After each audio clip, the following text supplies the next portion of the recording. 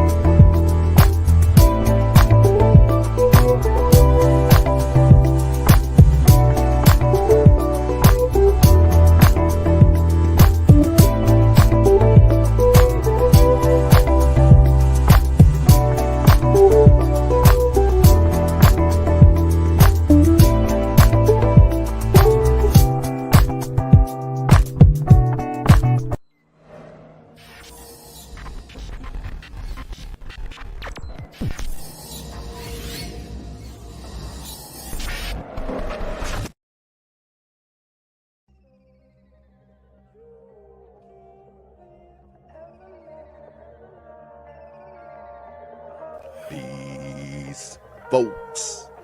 This is X from TPOT Media. Open your mind and wake your black ass up. You know what time it is. Hit that damn like button as you make your way in the door. Grab a seat, settle in, get ready. It's the Grown Man Hour with your host, my man, Bernard Riley.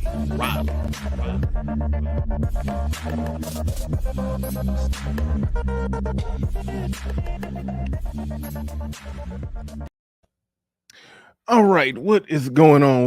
What's up, everybody? I'd like to thank everybody for being in attendance. I'd like to thank everybody in the building. Shout out to the early bird squad, those that make it in bright and early.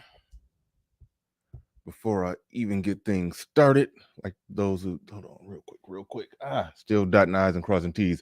But shout out to those of you that make it in bright and early before I even get things started. Uneducated lame coming in, sliding into first in Game Changer voice. Did Game Changer ever say sliding into first? I mean, say sliding into first, and you got like 5 R's on there, but I don't know what Game Changer's voice got to do with that. Caught me off guard with that one. I don't exactly get it. But all right, sliding into first in Game Changer's voice. That's what he wanted us to know. Shout out to Uneducated Lane. RM in the building. Shout out to RM. And as I was said, and as she just said, hit the like button on the way in. TD Hutch in the building. He says, another good one. Let's get it. Another good one. Let's get it. Absolutely. 41 people who have made it in thus far. Hit the like button. We're gearing up for another good one, as TD Hutch just said. And Jason B. Shout out to Jason B. I think Jason B is the de facto man of the hour. No, hold on, not you. Hold on. I forgot who sent me this. Was that you? I think that may be you that sent me this, or at least the email in the thumbnail. The email icon is the same as this YouTube avatar that I'm seeing. So you may be the one who actually jumped this off this particular top. Wait, hold on. Wait. No. I don't got a guest today. I don't got a special guest today. That was the administrator fucking up. You can't find good people nowadays to help you out. But anyway.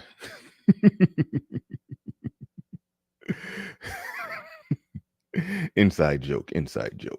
All right. So but yeah, I believe that's you. I believe you are the same person who sent me the email. I'm not going to say the name in the email because I might be looking at a government name. Well, now if you got your government name in your email, then oh well. But shout out to you. Shout out to you. I'm just operating. You can correct me if I'm wrong in the chat room, but I'm operating under the assumption that you're the same person. But I'm covering the topic you sent me.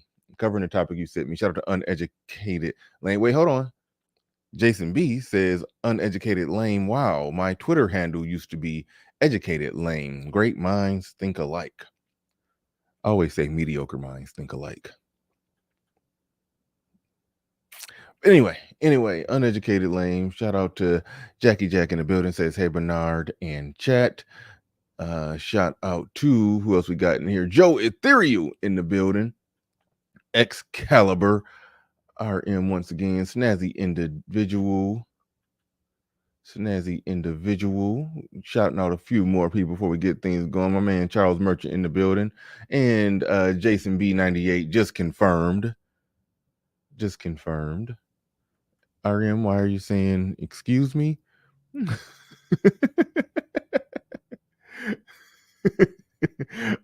Oh, the can't find good help. No, that was it. I don't know if you even responded to that.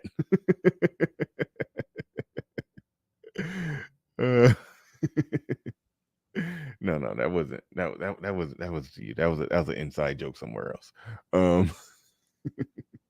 But all right, shout out to everybody in the building. Appreciate everybody being in here. Shout out to Courtney Williams being the first contributor today. Put $5 on it. Put 5 on it. Says good morning, everyone. Shout out to you. And shout out to the perfect storm also coming through, putting 5 on it. Says never argue. Okay, he double tapped that. Never argue with. The record skipped. The people be typing super chats or typing in comments. The record be skipping them. Yeah. Never argue with a woman, otherwise known as let her have her way. Symbology. Hey, I'm going there today because there's a lot of that going on. It's a lot of that going on with that never argue with a woman stuff. And you're gonna hear it today. You're gonna hear it from a woman's perspective. I hate that term, but you're gonna hear it from a woman's perspective, how she interprets the whole "let her have her way," or not. Well, that's how she interprets it. That's really the agenda that she's trying to push with it. All right, that's the agenda. That's the agenda that they're trying to push with it, and it's some backhanded, lightweight, soft shoe simping going on. When some men, not all, are saying, "Don't argue with a woman." They're basically saying, "Let them have it." Shout out to Mr. Logic. I remember he said something that was really profound. He said, if men don't say anything, the hoes really win. To the term hoes is winning. But if men just shut up, the hoes they really win then. So it's a lot of things going on there, a lot of things to unpack there. But shout out to Perfect Storm. Shout out to you. Do appreciate you coming on through. But before I get into the main topic here, I do got to do something. I got to also shout out O'Shea Duke Jackson on this first thing that I'm going to do here. I do got to shout out O'Shea Duke Jackson when on this first thing I do here. But hold on, before I do that, let me see what y'all talking about real quick. He says, women argue with men. That's the problem. Let's not be backwards. Man, I mean, let me star that one. I want to make sure I come back to that one. But y'all are seeing where I'm coming from. I could tell that y'all are seeing where I'm coming from with this one. This whole never argue. I want to get into the little pre-topic first, but the whole don't argue with a woman.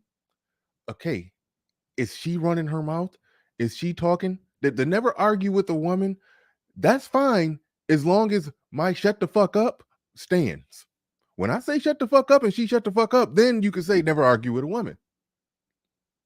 But if she just gonna keep running her goddamn mouth, you can't then tell the man, don't ever argue with a woman. It's that simple. It's that simple. But we about to dig into that. Because if you're saying shut the fuck up, because hey, don't argue, don't go back and forth with a woman. Why you going back and forth with a woman? All right, okay, cool. I ain't gonna go back and forth with a woman, Okay, woman, shut the fuck up. If she's still talking, and I'm not supposed to go back and forth with her, I'm not supposed to argue with her, but she about to keep chewing my damn ear off, and she not gonna shut the fuck up when I said shut the fuck up. It's almost like they're saying you got to get handsy with them. Like, but we gonna get all into that. But let me get the first topic out the way. Let me get David Oler King II said truth. You said truth. Shout out to you. Shout out to you. Shout out. All right. I got to talk about something. This ain't big enough for me to, well, I mean, it kind of is, but kind of ain't. I don't care to do a whole topic on it because I've covered it inside out, several ways, in many ways. But O'Shea did a quick 8-minute video on this one. It's referring to, the old story when B. Simone. Oh, wait, honey, I can't even see that. Yeah, I can't see that.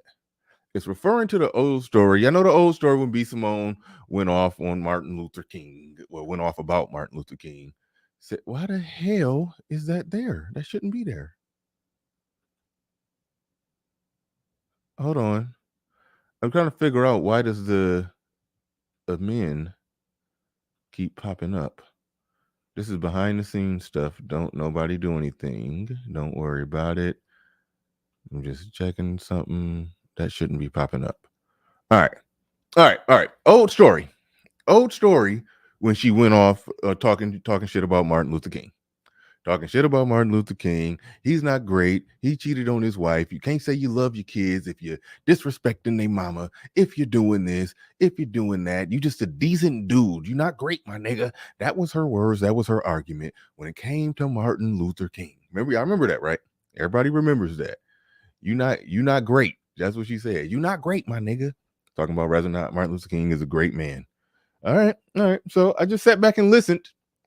I just sat back and listened. And I did some content on it when freaking Nick Cannon, when her and one of Nick Cannon baby mamas, she was talking about Nick Cannon, and she was like, "Oh, he's such a great guy. He's awesome. Nick Cannon is amazing." And I sat back and listened to that, and I was like, "Hold on." So card carrying serial impregnators are great. They're awesome. You're inspired by him. You spoke so well, love him. But Martin Luther King, he not great. He basically just said the man just trash. He just an I-hate person because he did some I-hate stuff for the movement, for the people, but he's still a piece of shit. But she praised Nick Cannon. I did some content on that. Well, O'Shea just unearthed something that I would have never found because I don't pay that much attention to her until she says to be Simone until she says some stupid shit. Apparently, she was singing the praises of how awesome Soldier Boy was, and I'm just keeping the list. We're de facto compiling a list of everybody who she's singing the praises of, and we're going to always just juxtapose what they say about this person. She's a man she sings the praises of versus Martin Luther King. Now, there's a lot of praises to be sung about Nick Cannon and Soldier Boy. Nick Cannon is a very successful guy, got a very successful career.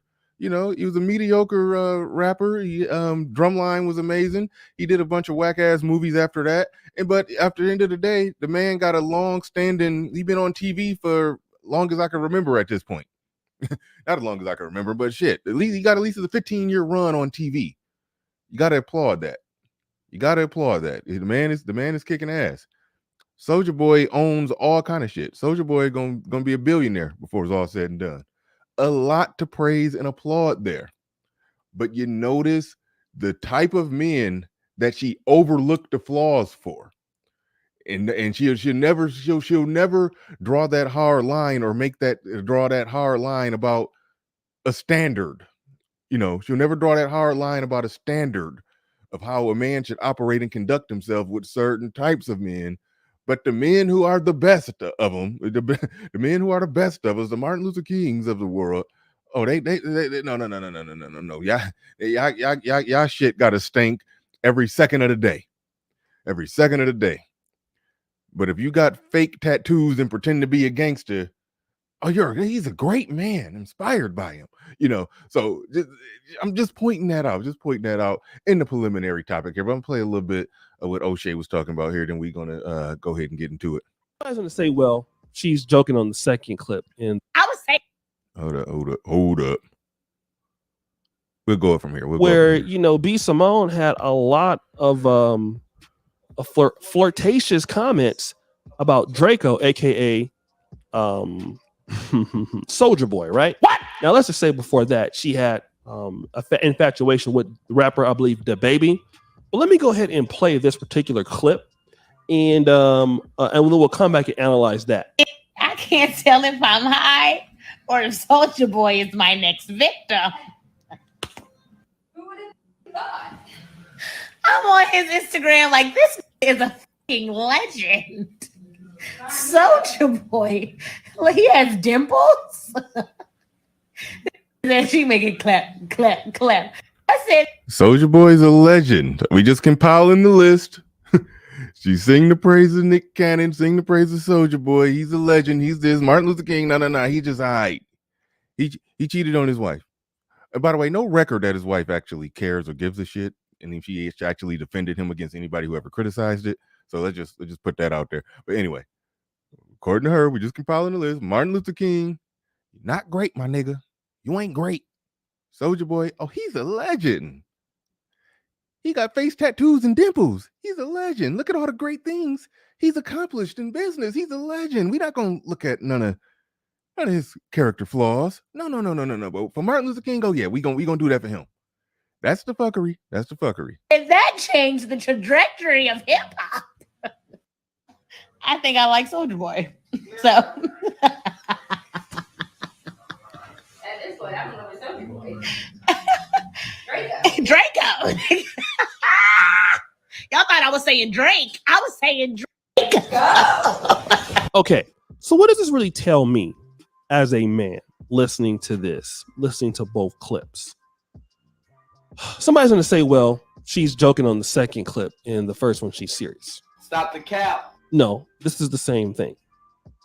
In the first clip, Martin Luther King was somebody that she doesn't find to be attractive to her. So when you don't find somebody to be attractive or you're not biased towards them, then it's easy to make the sort of judgment that you have in a strong stance, which is diminishing Dr. Martin Luther King for all his accomplishments because you don't like the guy. All right? No problem, got it. All right. We can leave that right there and set that right there. Like I said, I'm not gonna do a whole show on this one. But something I've been doing lately when women go on record criticizing one person and then they go on record praising another one, I'm in my mind. I may get technical with this shit to the point I start writing it down. Let me just compile a list of a woman. Every guy that she criticized and have harsh critique for, and every guy who she gives a pass for, and then we're going to analyze the type of guy that is versus the type of guy that she gives a pass for, says, oh, he's great, or he's this, or he's that, versus the type of ones that she criticized. And I'm being a betting man here. I'm going to go out on a limb and say that the men who are going to be getting the most criticism are going to be the ones that are probably the better men with the better character. Just going out on the limb saying that, just throwing that out there. But shout out to everybody in the building. Shout out to everybody in the building, as RM just posted right there. If you're new here, definitely subscribe. Charles Merchant in the building says, don't argue with a person with no responsibility. You only give them guidance. If they will not accept guidance, give them dissolution. Absolutely, 100%. I totally agree with that. Said Bernard is live off that Tim Hortons coffee. I love it. This is the regular Folgers or Columbia. I forgot what I got back there. But no, this ain't no this ain't the Tim Hortons coffee. When I got Tim Hortons coffee, it's normally I had a pretty active, well, I don't know. I don't even like Tim Hortons coffee. It's just there. It's just there. I don't know why I do it. I don't know why I stop and get it, because the coffee in the studio that I make myself tastes better. But shout out to the 3 people that have contributed today. Appreciate everybody who helps us reach the goals, helped us reach the goals. I do appreciate it. But let's get further into this thing. Somebody else said something that was necessary, and I missed it, and it's gone.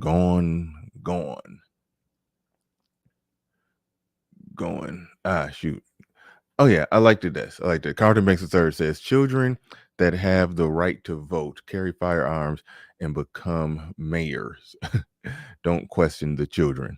Oh man, yeah, I'm so glad. Like I really like my audience, man. I really like y'all. Y'all be knowing exactly what I be on. Y'all be knowing exactly where I be coming from with this stuff. Because that's the crux of what I've been trying to say. Whenever anybody is basically saying, "Oh, why you concerned, or why you care, or why this, or why that," I mean, listen, it's a lightweight cape. Some people it's a full blown cape. For somebody, it's full blown. And before I even dig all the way deep into the topic, I do gotta shout out Angry Man too. Do gotta shout out Angry Man. He said something that was really solid and really profound. And I probably said something similar, but he has a way of just putting it in the perfect words to where it's just not disputable. You just can't dispute it. That when men be critiquing and calling out the nonsense and BS and all that women are doing, that it's men who will come at them saying you can't critique or change the actions or behaviors of those women. It's a bit of truth in that. But here's the problem. This is what Angry Man pointed out. You as a man is trying to criticize and reprimand me for criticizing and reprimanding the actions and behaviors of women. So you as a man is saying it's okay for you as a man to check and correct another man. You're basically saying it's okay for a man to check and correct another man, but it's not okay for a man to check and correct a woman. Now, what kind of upside down backwards world is that? Where a man can have his wrist smacked and be corrected and change up. Okay, I won't do that no more. But a woman can't. Like, yeah, it's like y'all don't even realize that y'all are basically caving in. Y'all are waving the white flag. Y'all are bending over and yielding for basically for the gynocracy or matriarchy or whatever the hell y'all say we live in. Whatever it is, whatever we're calling it. It's like an outright yield to it. It's like we surrender. It's like niggas done turned into the French. Like it's like damn. It's like this shit is weak as hell. And it's okay when the blue pill simping pander bearing types want to come do that stuff and then like fake masculine with it. They gonna fake masculine with they simping and caving in. We gonna fake masculine with it and say, nah, man, we shouldn't, don't be arguing. Don't go back and forth. No, you shouldn't have nothing to say. We shouldn't even worry about what the women think, man. They'll just worry about what the men doing. It's like they come in and they're faking it like that. Like they're trying to do fake smuggle masculinity into protecting women from criticism. Because that's really all they're doing. They don't like that women are being criticized and they just want you to stop. But they come up with all the convoluted ways to do it, and they never argue with the woman. That is a way that they do that. That is the other way that they try to do that, because they try to take something that at home in reality in your real life, there's something to that. Not arguing with the woman, there's something to that. No doubt about it. There's something to that. You shouldn't be arguing, going back and forth for hours with a woman. We on the same page with that, but they will try to take that and extrapolate it to online discussions about topics, about the social dynamics between black men and black women. Don't argue with a woman. Don't say nothing. You're basically just, it's like it come off to me like a lot of dudes, some of them in this space. I don't know what their reason. I'm not going to try to say what everybody's reason and motive is, but it's like to me, it's like they're protecting somebody. They're protecting mama. It's like the black manosphere, they be saying some hardcore critical stuff. That a lot of the blows we throw, your mama, your sister, your daughter, somebody you love be getting caught with getting hit, be the hit dog hollering on some of those rocks that's getting thrown in here. and they come in here protecting, trying to come up with contrived, convoluted ways for us to just shut up, for us to just be quiet. Like that's what it is. Like that's what it is. So this whole any like I got zero tolerance for any just shut up arguments. And the don't argue with a woman is another just shut up argument. Just flat out. It's another just shut up argument. And shout out to RM as she says right there. Let's get the likes up. Grown man, our fam. Let's get the likes up. Let's get the likes up. What up, Golden Child? See you in the building. What's going on? What is going on? What is going on? But all right, let's get further into this thing. Let's get further into this thing. Shout out to Jason B98 for sending me. He sent me this a little while ago. I've been meaning to get to it. And we're finally getting into it today. Whenever the hell I find the clip. Whenever the hell I find it. All right. Let's get into this thing. He sent me an email saying, I've been noticing this recent trend more and more often of Black women claiming that Black men cannot argue with the women. It's actually more Black. I see more Black men saying don't do it. But either way, it's like some dudes is working with the sisterhood. It's all good though. But he says, I've been noticing this recent trend of more and more often of Black women claiming that Black men cannot argue with women. Have you noticed this? And why aren't any Black men giving pushback against this? I've noticed it. I've been giving pushback about it, but I haven't exactly put it in the title and the thumbnail. So I figure I'd go ahead and do that today. And he sent me some clips that definitely qualify as evidence for his claim. So let me go ahead and pull up a share screen. We got 180 people in the building. We got 180 people in the building. Make sure 882, right as I said that. Make sure you hit the like button. Let's get ready to go. We got my man Freedman's Journal, the OGJ Speed Sniper. Freedman's Journal in the building says all this talking seems to be a play to get Black men to accept minor changes in behavior. No, I would say large changes in behavior from Black women while ignoring the plethora of options beyond Black women. All this talking works in Maria's favor. Yeah, they are. I forgot who it was that said that. And shout out to Alan Ope. I know a lot of people in this space criticize him. I have my critiques. But I do like what he do on his channel. I don't care for his commentary when he go to other people's channel. But what he do on his channel was pretty solid. But it's not me that pointed it out. Somebody else pointed out that he is unknowingly doing the best commercial for the passport bros he could ever possibly do. He's doing the best possible commercial he could ever possibly do for SYSBM. That's what they call his show. And shout out to Mike, whose joke I'm about to botch again. It shouldn't be the We Need to Talk show. It should be the See What We've Been Saying show. That's what that is. He's basically just showcasing and highlighting everything that we've been saying. I still love the show. I still like his show. I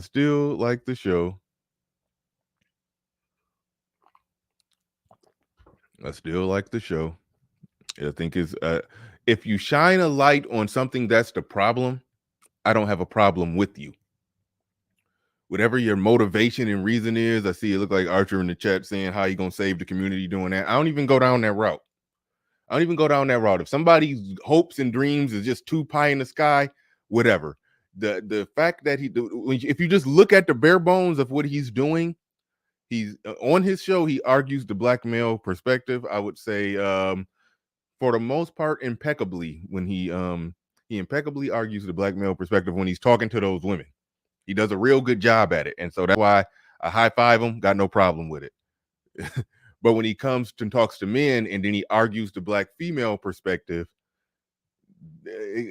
listen, that Black female perspective doesn't stand on its own. You got to bring in slavery and Jim Crow and the historical context. We don't even got to apply the historical context to argue our perspective.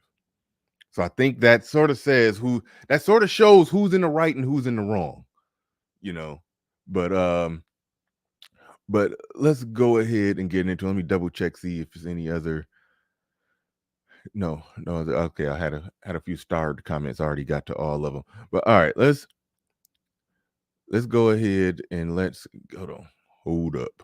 Let's go ahead and get into this. Closing in on 200 people in here. Closing in on 200 people in here. All right, let's roll. Wait, hold on 1 second, ladies and gentlemen. 1 second, ladies and gentlemen. Give me a split second.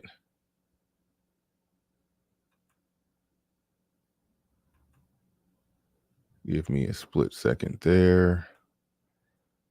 All right. All right, let's go ahead and get into this. I was trying to figure out how to make it bigger on the screen, but I don't think I'll be able to do that. So we just gonna have to roll with it like this. Let's go. You can calm a woman down with your approach. All right, here we go. Let's go.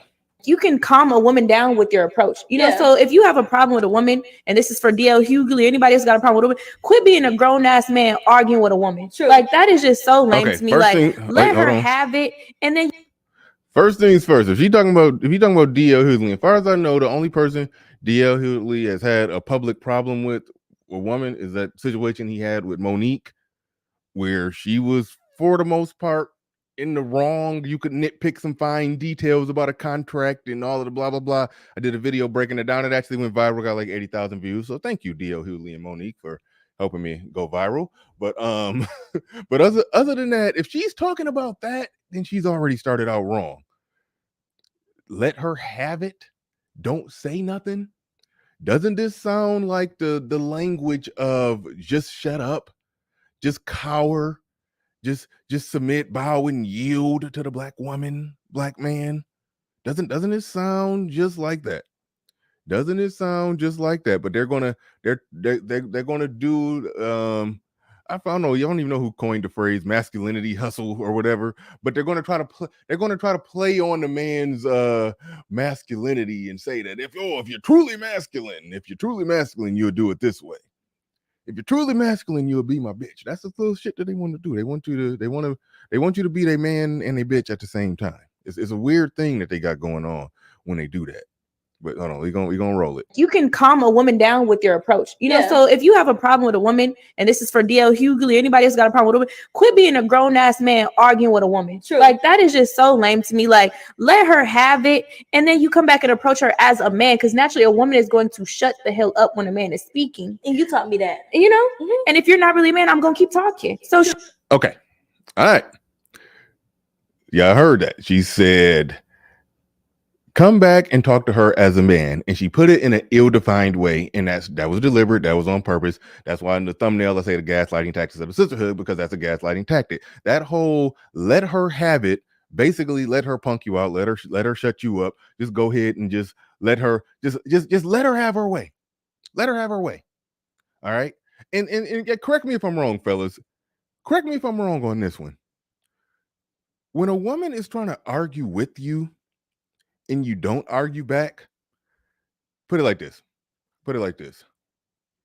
If she sit there and she say a whole goddamn 5-page essay and you just listening, and you don't got the energy, the breath, the stamina, the bandwidth to even argue with her, and she say all that shit, she chew your damn ear off, and you just be like, okay. Bet anything she blow a bet anything she blow a gasket. Bet anything her engine gonna overheat. that won't don't nothing make them keep going more than a simple all right. You hit them with that one, then that's when the real arguments start. You hit them with a okay or all right, okay, cool, whatever. You know, you show that type of indifference. That's when they really blow a gasket. When you show that type of indifference. No ifs, ands, or buts about that one. No ifs, ands, or buts about that one. But when she's talking about let her have it, okay, you hit her with the all right, you let her have it. Come back and talk to me as a man. Put it in the most ill-defined way ever. come back and talk to me as a man in the most ill-defined way ever. She didn't define it at all. And she said, if you a man, I'm going to listen. If I view you as a man, or if I don't view you as a man, then I'm not going to listen. So she could have cut everything out. She could have cut everything out and basically said, depending on how I feel about you is going to dictate and determine whether or not I'm going to listen to you. I'll translate that even further. If I'm out of pocket and I'm talking shit and I'm going off on you, nigga, just take it. Take it. And then come back and talk to me later. And if I view you as somebody who I really like, or I feel something about you, or you make me warm, fuzzy, and tingly deep down on the inside, if you make her clit tingle back and forth, then okay, she might listen. That's really the translation with that. That's what that's why I say they want you to be they want you to be their man and a bitch at the same time. They want you to be a bitch and take their shit. They also want you to be they also want you to be the man that if I view you as a man, but when you talk about what they really view as a man, I mean that we can reference back that B. Simone clip where she has a pretty skewed view on what she view as a man. If Martin Luther King is a piece of shit, but Soulja Boy is, that's everything. He gonna be my next victim. So they have a skewed view in what they view as a man. So that whole come back and talk to me as a man without defining what they mean by that, but they want you to not be a man and be they bitch and just shut the fuck up when she's arguing at you. And that all circles round robin back to the whole thing of a man don't argue with a woman. A man shouldn't argue with a woman. The way that a man arguing with a woman is properly shut down is when you decide the argument is over. You have said what you want to say, and you have essentially said it's done, it's over, shut the fuck up. If she shuts the fuck up, then the argument is over. If she refuses to shut the fuck up, it goes back to what Charles Merchant super chat, and that's why I said I love my audience because y'all be writing lockstep with me. It goes back to Charles Merchant super chat where he said, what the hell did he say? What the hell did he say? He said, don't argue with a person with no responsibility. You can only give them guidance. If they will not accept the guidance, give them the solution. Meaning, if you have said what need to be said, they talking about come to her like a man. Okay, a man come to you and he say what needs to be said from his perspective. Even if he's taking the time to hear the chick out, he's heard her out. And this is the decision that I'm making, the conclusion that I'm drawing, and I'm putting it on the table. There it is. You either accept it or you don't accept it. And if she don't accept it, then I'm not accepting her overall. Overall, that's just what it is. But that's not what she's saying. That's not what this chick is saying. This chick is saying, let her have it. Don't put nothing down on the table. Let her have it. Let her win the day. Let her own the day. Basically, let her punk you. Let her say what she got to say. Let her get it off. Let her chew your ear off. Let let all that happen, and then come back and talk to her later. But if she feels that you're a man, then she's going to acquiesce. If she thinks that you're a man, she will acquiesce. It's almost like I reserve the right to be a bad woman. I reserve the right to be a bad woman. You need to accept my right to be a bad woman. You need to accept my right to be an out-of-pocket bitch. You need to accept that. You need to accept that. And then you need to come back and talk to me later after I've beat my chest and grabbed my nuts. That's essentially what she's saying. Let's run it back. Just so lame to me. Like, let her have it. True. Like, that is just so lame to me. Like, let her. Anybody else got a problem with a woman? Quit being a grown ass man arguing with a woman. True. Like, that is just so lame to me. Like, let her have it, and then you come back and approach her as a man, because naturally a woman is going to shut the hell up when a man is speaking. And you taught me that, And if you're not really a man, I'm gonna keep talking. So True.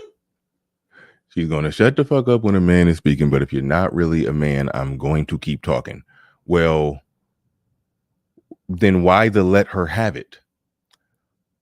If he's a man and you think he's a man and you view him as a man and how you're defining it as a man, and we can assume that if y'all in a relationship that y'all fucking, that you view him as a man, So why do he got to let you have it?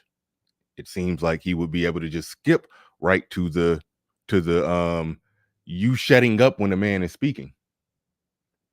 So once you say that there's a premise where if a man is a man and you will then shut up while he's speaking, then the let her have it thing shouldn't even be on the table.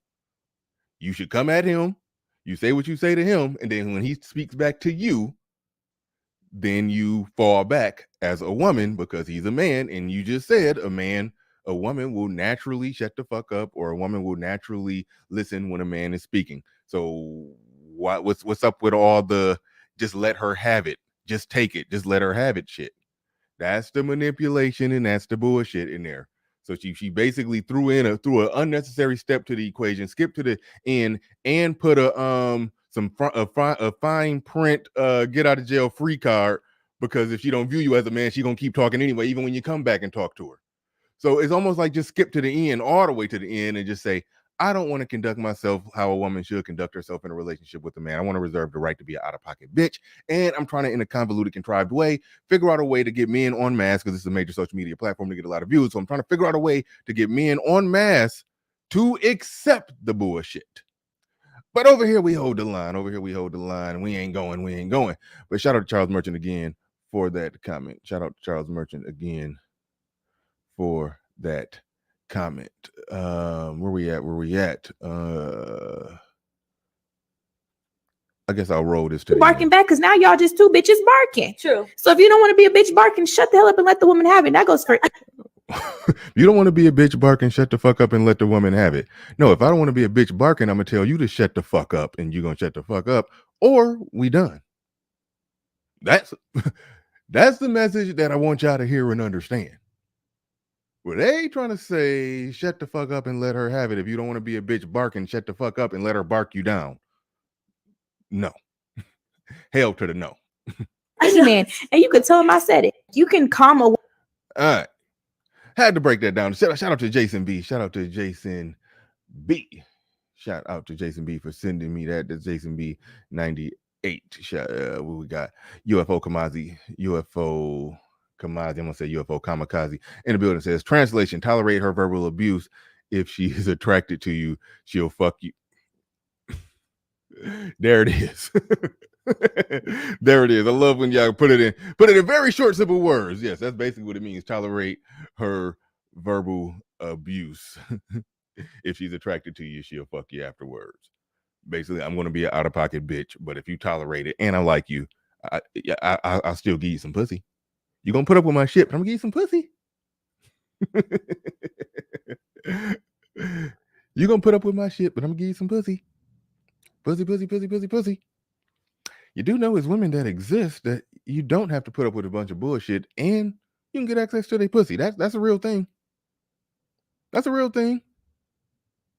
Just in case men didn't know. That's a real thing. Shout out to Freeman's Journal in the building. Says for support of Black male media, Freeman's Journal just sent a Cash App. I do greatly appreciate that Cash App from Freeman's Journal. Do greatly appreciate that. TB Trucking in the I'm sorry. TBE Trucking in the building. TBE Trucking in the I was about to figure out what TBE meant and was going to make up a funny. Anyway, I'm leaving that alone. TBE Trucking in the building says, they call me mean, but I don't let women talk out of turn to me, period. Absolutely. Thank you very much for the $5 super chat. I do appreciate that. And my man, Oswald123 in the building. Oswald123 in the building with a $20 super chat. I do greatly appreciate that. Appreciate everybody who's supporting the stream. 230 people in the building. Make sure y'all hit the like button. I do appreciate each and every one of you who supports the stream. Appreciate each and every one of you who supports the stream.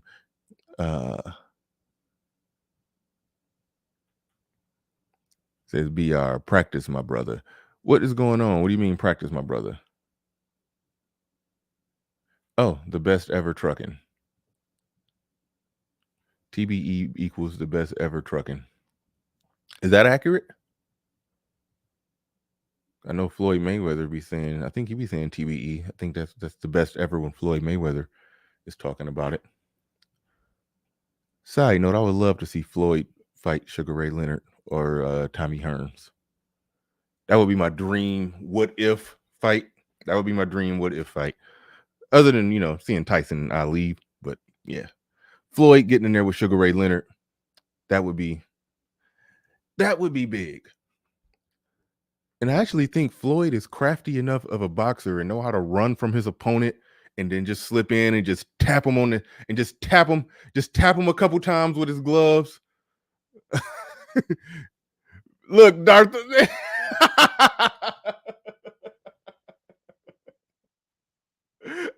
Man, look, I didn't even want to go there. That's literally what I was about to say, but y'all know how I feel about that. Yeah. I didn't want to even help give the shit no shine, but tame blame and explain. Oh shit. You said Floyd is TMT? No, it's not.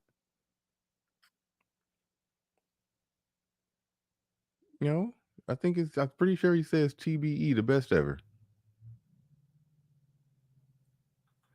Okay, now you smoking angel dust. If you think Prime Floyd could knock out Sugar Ray Leonard, you're smoking angel dust, Holmes. For real. Tommy Hearns technically beat Sugar Ray Leonard, even though he lost. But it was if Tommy Hearns couldn't knock out Sugar Ray Leonard, ain't no way in hell Floyd is knocking him out. But I do think Floyd could beat him because Floyd knows how to. One, he got amazing defense, and he knows Floyd outsmarted boxing. Okay, he knows how to just survive around without getting hit and make sure his gloves touch his opponent enough times to where the judges got to count it as a point. You got hey, his gloves touched his opponents more times than his opponent's gloves touched him. So we got to give him this round, even though nothing happened and nobody got hurt. That's what Floyd was good at doing. Now, earlier Floyd was well, he was whooping ass earlier on in his career, but then later in his career, it's like I got annoyed when it just seemed like he was just babysitting that undefeated record. That's just how I felt, That's just how I felt. But yeah, no, I give Floyd his props, but I would love to see it. I would love to see it. Sugar Ray Leonard, Tommy Hearns, one or the other versus Floyd Mayweather. That would be a dream fight. That would be a dream fight to me, up there with Tyson and Ali. But all right, let's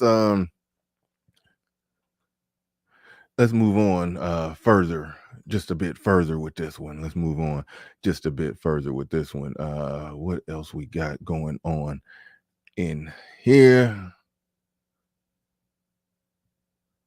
He said, I saw Floyd get Pacquiao and Canelo. He fought Canelo before Canelo was all the way Canelo, but still he outclassed the shit out of Canelo. Outclassed him. See, that's where you can't take nothing away from Floyd's greatness as a fighter. Is people who he just literally just outclassed, like Juan Manuel Marquez, who knocked Pacquiao the fuck out. Floyd just outclassed him. Like it didn't. It's people who I thought, hey, I know he got a chance with Floyd. I know he got a chance. Floyd just got in there and just made them just look like children. Like so no, you can't count out Floyd. You cannot count out Floyd. But let me pull this clip up.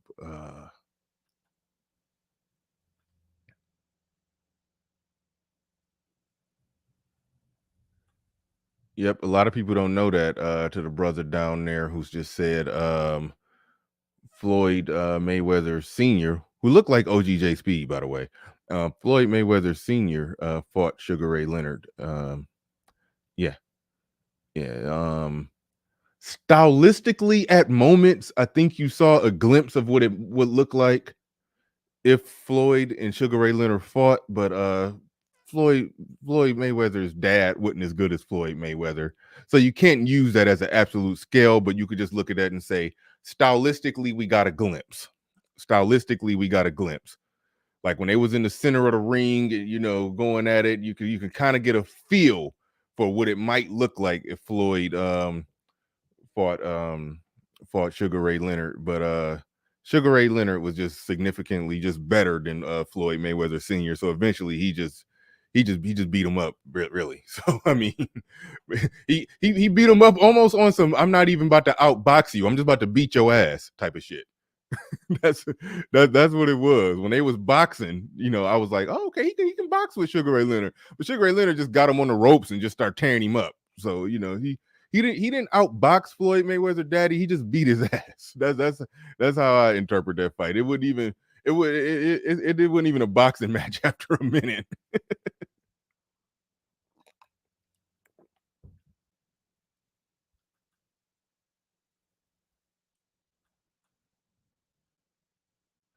But let's go ahead and go. It says he learned offense from his father and defense from his uncle. Yeah, fair point right there. Fair point right there. I don't claim to know all the small details, but I have heard Floyd say that his uncle is the one that got him on that defensive game.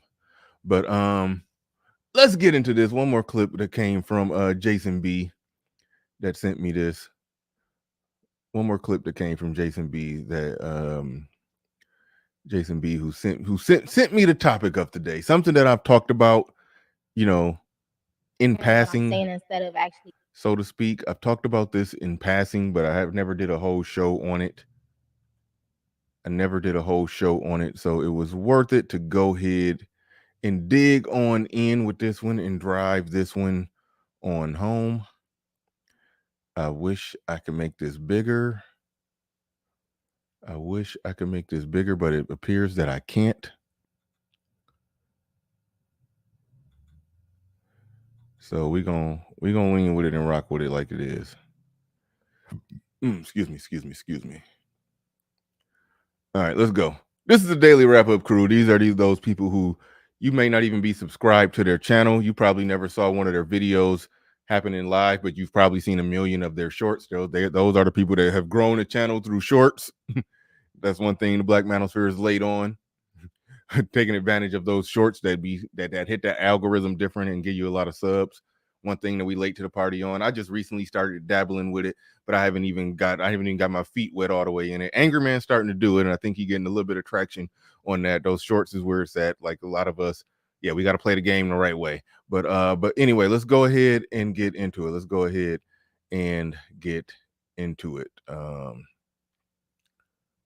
Where we at? They're speaking on the topic. Let's go. Oh shit! Hold on. no, it's not even about arguing. Hold on.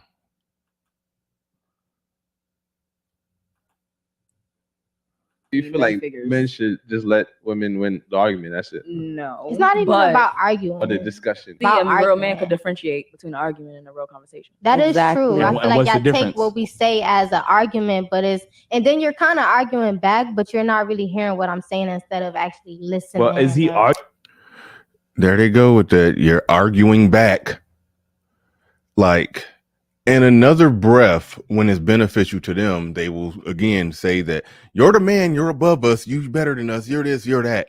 Okay, so if I'm above you, if that's what it is, when it's convenient, if I'm above you, then why even the language of why she's saying the language of you're arguing back? You know, if me and my son. And my kids are older. They're both teenagers. My oldest is 19, youngest is 14. Okay. And they both live with me. So if me and my 14-year-old, we have a legitimate, and it happens that, you know, at 14, that's an age where you can hear him out. All right. That's an age you can hear him out. He's a young, developing man, got a good developing mind. You want to hear what he think. You don't want to be on the no, because I said so shit all the time. You want to go ahead. Let me hear how your mind work. You know, he in no way, shape, or form gets to say, Dad, you're arguing back. And this goes back to that comment that I highlighted when they say, because a lot of times when it's convenient, they will try to say, wait, women are like children. Women are like children. You shouldn't be doing this. You shouldn't be doing that. No. You gotta protect. You gotta give guidance. You gotta do this. They're like children. All right, cool. Then why is this child then saying, if you're arguing back, it's no such thing as my son telling me I'm arguing back. I do want to hear what he got to say. I want to hear how his mind work. But he can't in no way, shape, or form say if you're arguing back. So you can already see how they're positioning the chess pieces in this thing. You could already see that.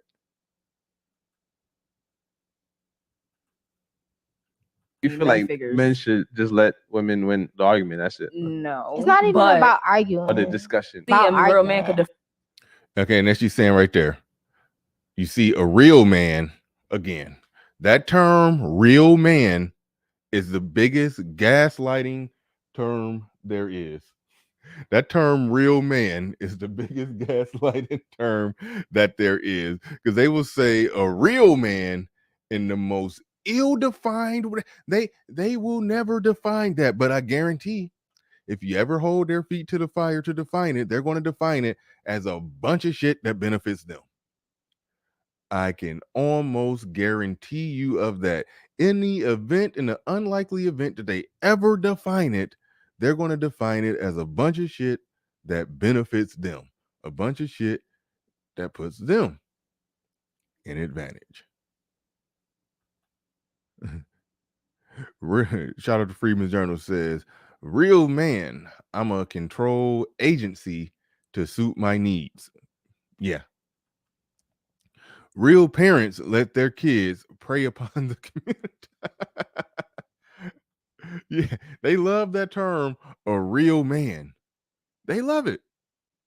They love it. That is like the ultimate end-all be-all trump card to win any situation, any conflict, anything going on with a man. If they could pull out that ultimate trump card, well, a real man. Shout out to Lil Big Nate. Shout out to the single fathers out there. He says, raising my son, one of the greatest joys of my life. Absolutely 100.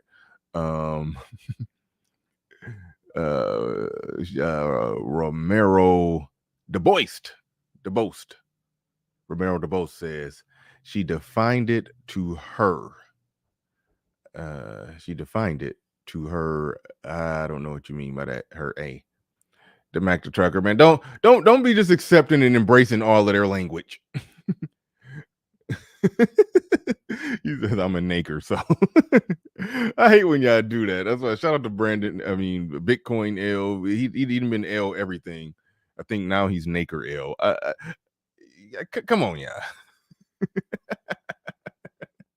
Come on, yeah. I don't. When they come up with new words, I don't play ball. I just pretend like the shit don't exist. But y'all will be. Y'all love leaning into their punches, don't y'all? They start calling y'all this. Y'all some dusty Debbies. They're like, oh, me. That's me. I'll be it. Shout out to Mr. Palmer. He's like, I'll be the deadbeat. Yep. Shout out to Mr. Palmer on that. Some of y'all just love leaning into the punch. Some of y'all just love doing that. I don't even acknowledge their terms. But some of y'all just love it. What they calling us today? Let's go ahead and make sure we be that. Let's be the best dingy, dusty, naked deadbeat that we could possibly be.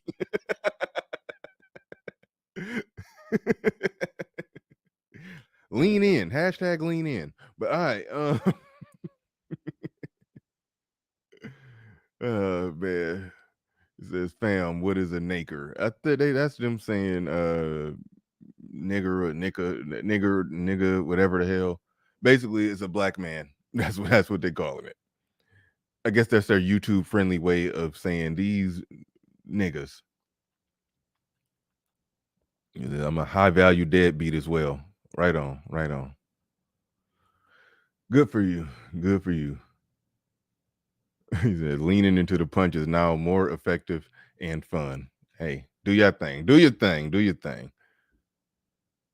But you see, a real man could differentiate between an argument and a real conversation. That is true. And I feel like what's the y'all take difference? what we say as an argument, and then you're kind of arguing back, but you're not really hearing what I'm saying instead of actually listening. Well, is he arguing or is he just trying to prove his point? So if you know your girlfriend, your bitch is irate, like she's going crazy, why are you going back and forth with her?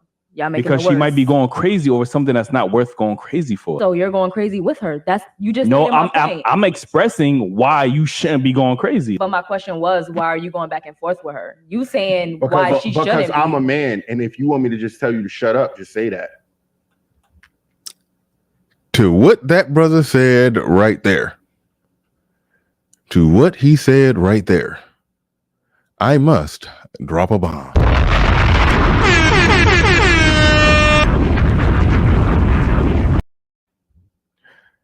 Had to drop a bomb on that one. To what he said right there. If you want me to tell you to shut up, just say that. Like, that's pretty much, if you take away all the fluff and the feathers of all the convoluted, contrived, gaslighting arguments, that's what it comes down to. Ain't no asking the man why he going back and forth. If you're going back and forth with me, you know I'm irate. Why are you getting irate with me? Well, in one hand, I'm trying to explain to you why you're tripping, and you don't need to be tripping. And if you won't accept that, then it's just go shut the fuck up and work it out yourself. Go work it out in your own mind. You're not dragging me to Crazyville. But when the women say don't argue or go back and forth with a woman, what they're really saying is basically be a bitch and take the abuse. Take whatever I'm saying. I'm irate. I'm yelling at you. Just take it. Take it, nigga. Take it. That's what they say. They like, take it. That's what they're saying. But at the end of the day, if you basically shut it down and she will not accept the shutting down of it, then what is she really saying? Don't argue with me. Don't go back and forth with me. Okay, I told you to shut up. Oh, I'm not shutting up. You just gonna take it. Oh, I'm not gonna take this shit. You gonna shut the fuck up. No, I'm not gonna shut the fuck up. Doesn't that reek of them basically saying, until you use the full extent of the masculine power of threat that you have, aka until you go get handsy with them, until you be really to exercise some open hand or backhand slaps, that is when we will get in pocket. Either you be our bitch and just let us say whatever we got to say, do what we got to say, blow up and be irate, or you pick us up and get aggressive with us. That's basically what they're saying. Either you're gonna be a punk, or you gonna be full blown what they would call toxic. He's so toxic. Either those are the options. Either be toxic or be a punk. Those are the options that they leaving you when they won't accept the be quiet, the shut up. When they don't accept that, those are the options that they leave you. Those are the options that they leave you. Either you be a punk or you be toxic. He's so toxic. One or the other. Those are the options. Those are the options.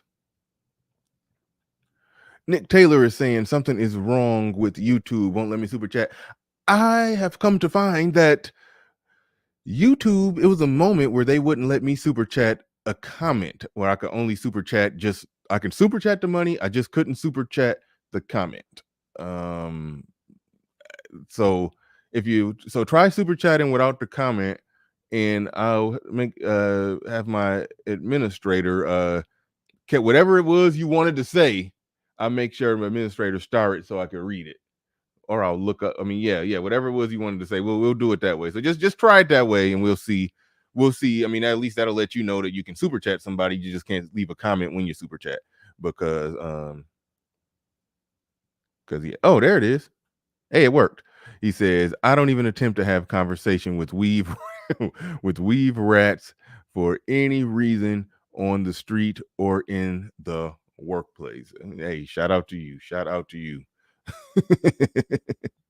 Shout out to you. He said he don't even attempt to have a conversation with weave rats. Weave rats. Little Big Nate leaning into it. Lean in. He says, toxic for 1,000, Alex. Oh, that's it. You have to edit super chats many times to get them to appear. Oh, that's what it is. Because I got certain words blocked to try to keep the channel clean-ish. So you probably called them something worse than weave rats the first time around. That's probably what it was. You probably called them something worse than weave rats, and YouTube was like, no, no, no, no, no.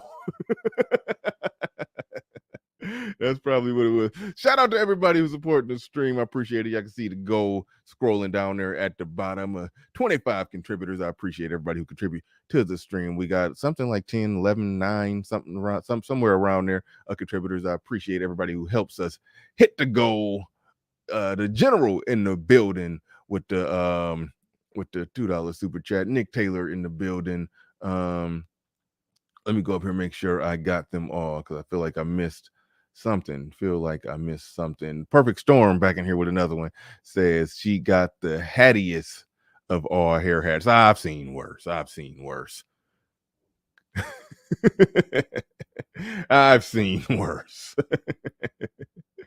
But shout out again to Nick Taylor. Shout out to the general. Shout out to the Perfect Storm. Shout out to who else we got in here? Shout out to Golden Child. He says, my day one. Absolutely. Yeah. Golden Child been here. Golden Child been here for a minute. Actually, when I first got going, first started doing this thing, Golden Child was in my chat room. So shout out to him. Absolutely. Shout out to Capital Cisco trying to bring us back in the. Oh, yeah, I started this one. Okay. He says, only 1964 to 67, Ali could defeat Tyson. Would be interesting. I have my analysis on that.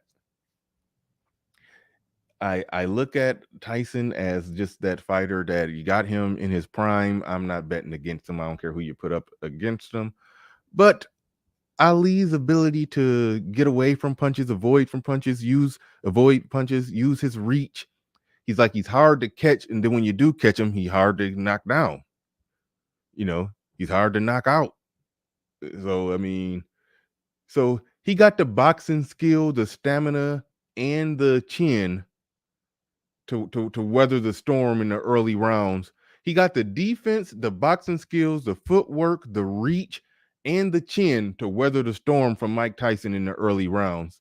So even if Tyson win the early rounds, round 1 through 6, advantage is Ali for the remaining rounds. So that's, you got to average that into the equation. But I have a hard time just betting against Tyson in his prime.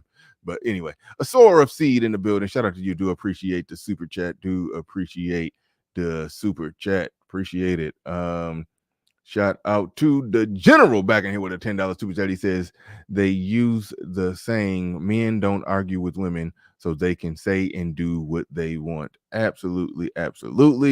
We pick apart the gaslighting arguments. We try to arm you with the right knowledge, insight, and perspective when you hear this gaslighting BS online, and also when you catch it in your real life. We try to arm you with all the tools you need to see it, spot it, and know what's going on. If I don't accomplish anything here, I would like to just improve men's sound like OGJ Speed. Improve a man's mentality when interacting with women, and just understanding the scope of all the varying social dynamics between men and women in this modern Western world. But shout out to the passport bros. They don't like, fuck all that. We getting up out of here. But shout out to Mental Agility in the building. Says Iron Mike said it best in an interview in the 90s. I don't have conversations with women unless I fornicate with them. The workplace isn't even safe. Yes. I mean, in Mike Tyson's case, the women you fornicate with ain't safe either. I mean, he did get the end of his prime taken away of a woman he was fornicating with. So even then that ain't a safe rule. Even then that ain't a 100% safe rule. But shout out to you, shout out to everybody in the building, everybody who supported the streams thus far. Let me drop the link in the chat for those of you who would like a further piece of this conversation. For those of you that would like a further like to get a piece of this conversation. Carlton Banks says we need number 6 through 10. What are you talking about there? What are you talking about? He's saying Paul Games talking to Carlton Banks. Now I'm being nosy, trying to see what y'all talking about in the chat. SKC in the building says, sports talk. BR need to have hoop jargon on for a show. Yeah, I don't know if I'm going to do a whole show with sports in the title. Sports, we normally end up talking about sports and science and all kind of stuff. Like when we get to the third hour of the show, anything is on the table. That's how me and you ended up having our best theological debates. It was just that the topic was something about women. By the end of the show, we was talking about the transcendental argument for the existence of God. Like we end up going all deep into stuff like that. So yeah. So if it happened organically, I'm with it. But I'm not going to do a sports show, highlighted in the title. In the title and the thumbnail. But Dane C in the building says, BR salute. I think you need to watch Mike Tyson fight compilation before you think a prime Ali would stand a chance against Mike in his prime. Want to know what I did? I did something even better than that. Not a Mike Tyson fight compilation, because I hate compilations. They're misleading. They're just showing highlights of somebody's best moments. I did this in the magical power of YouTube, and I haven't had a lot of time on my hands, but no. Okay. You can go look at Mike Tyson's fight list. All right, you can go look at Mike Tyson's fight list and just go down the list and say Mike Tyson versus Joe Loser or whatever, and just type let's just say a real name, Carl Williams. That's actually a real person. But even in Mike Tyson's earlier, fights, you go on YouTube, you type in Mike Tyson versus, you look at the list of everybody ever fought, type that in, you probably can find it on YouTube. So I went down the list and watched every Mike Tyson fight over the course of, I forgot how much time. I've seen every Mike Tyson fight. And another good thing to do, because it's fun to watch him beating up on the people when he was getting his early knockout, first round knockout streak going, his KO streak going. That's fun. But what you really want to do, watch every Mike Tyson title fight. From the first time he won the title in, I think, 85, all the way till he unified all the belts shortly after. And then everyone up into Buster Douglas, and then watch every fight when he got out of prison, and to when he won the title back, all the way up until when he lost to Holyfield. Watch every one of those fights. That will give you a good feel for what Mike Tyson about. Now, when I really dig into sports, which I don't got time to do now, I don't know. I had a lot of time. No, I think I had it. No, I know what it was. I had a job that required that where it was a lot of downtime. I did that at work, actually. Goddamn, I should have got fired. But I did it on YouTube at work because I was doing a job where I basically operated a machine. And once I set everything up, the machine did all the work. So I was able to just sit down and chill. So I'm for 10, 15 minute spurts. As long as the machine don't stop running, I'm good. And then after it stopped, then I had to get up and unload the machine, load everything back in the machine, push a few different buttons, then the machine back doing all the work. So I'm sitting down chilling for 10, 15 minutes watching Mike Tyson fights. For a month, I did that. So you can't get me with I need to go back and watch compilations. No, I've seen every one of his title fights. Those title fights are important because we have the perception that Mike Tyson just got in the ring and just knocked everybody out. No, that wasn't a weak era of heavyweight boxing in the mid 80s to early 90s. Some of them dudes, if you put them out right now, yeah, they'll whoop some ass. No ifs, ands, or buts about it. And those dudes, they the biggest myth that Mike Tyson, everybody was scared of him. You just had to stand up to him. No, a lot of people did try to stand up to Mike Tyson. They stood up and got knocked down. But the people who was real good, who had good defense, they were able to work their strategy a little bit, and some of them was actually able to go the distance because they worked a good strategy of staying away from him. They still lost, but I saw him in fights where he, got challenged and he still won, but it wasn't like an impressive second round knockout. So I saw. I know how Mike Tyson fought against weaker fighters he can knock out in the first round, but I watched every single Mike Tyson title fight against the best contender that was available, and so I know how Mike Tyson fight under pressure, against good talent, against bad talent. So yeah, I do think Ali from 64 to 67 got a chance if he could use his reach and his footwork and his head movement and his speed and stay away from him in those first rounds, to be while he bouncing back on his feet, float out jabs and straights and stay away from him. And even if Tyson is getting to him in those earlier rounds, even if Tyson is getting to him and Ali losing those earlier rounds, Ali had the stamina and endurance and the chin to weather those storms. And then for them later rounds, 6 through 12, 15 is really over for Tyson. But 6 through 12, Ali got a chance at winning. Because Ali can fight 12 rounds. Mike Tyson, not so good at fighting 12 rounds. So yes, he will have to play this. It would be surviving the game. It would be a survival tactic for Ali in the earlier rounds. He just had to survive and try to outbox him, but try to stay away. And then in them later rounds, a lot of people did that. They still lost, but I think Ali would be equipped to Ali would actually be equipped to probably beat him. Probably. Now, would I put money on Ali? No. But what I'm saying, that's the strategy. What I'm saying is that's the strategy. But as whoever said, I don't know who it was that said, everybody got a plan in boxing until they get hit. So there's that. But shout out to Dane C in the building. Shout out to Dane C. Shout out to Mike and Vince Perkins says support. Shout out to everybody who's supporting the stream. Shout out to everybody who's supporting the stream. Let's get where we at? How many contributors we got on today? I see everybody coming on in. It's not even, what the fuck is that? That should not be popping up. I gotta get that together. But shout out to Dane C. Shout out to he says Tyson's biggest enemy was his mind. When his mind was right, he's deadly and nobody is beating him. I can agree with that. When it's not, he's vulnerable. I can agree with that. That's why I'm not betting against him. If he come in hungry and determined and disciplined, I have a hard time betting against him. But Ali, nope. See, you already wrong if you're talking about rope-a-dope.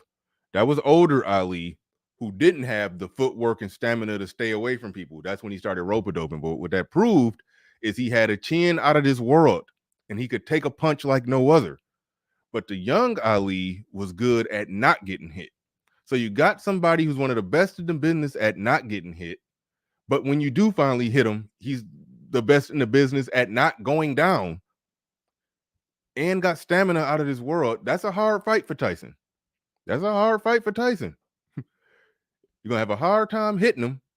Ali was 6'3" with the reach of a super heavyweight, but can move like a welterweight. Tyson would be chasing him around the ring getting tired. Like, you can't deny that. That would be difficult. Nope, I disagree. You say Liston and Foreman was Tyson? Hell no. They wouldn't fast like Tyson. Tyson was lightning quick, good head movement. They were more lumbering, and no, that was a different thing.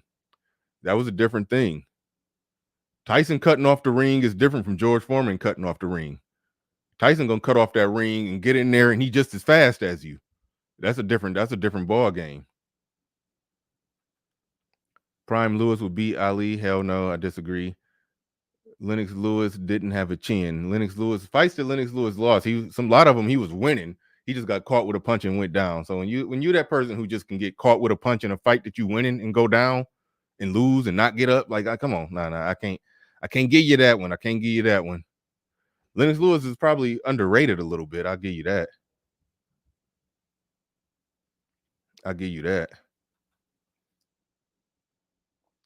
Shout out to Mike. Shout out.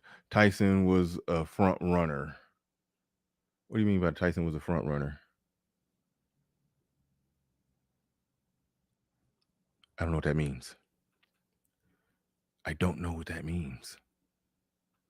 But shout out to Perfect Storm. Shout out to Mike. Shout out to Dane C. Shout out to General. Feel like I missed somebody. Shout out to Nick Taylor. Shout out to Perfect Storm again. Shout out to Golden Child. Shout out to Osworld, TBE Trucking, Charles Merchant, Courtney Williams, Perfect Storm again. Appreciate all of y'all. I feel like I forgot somebody.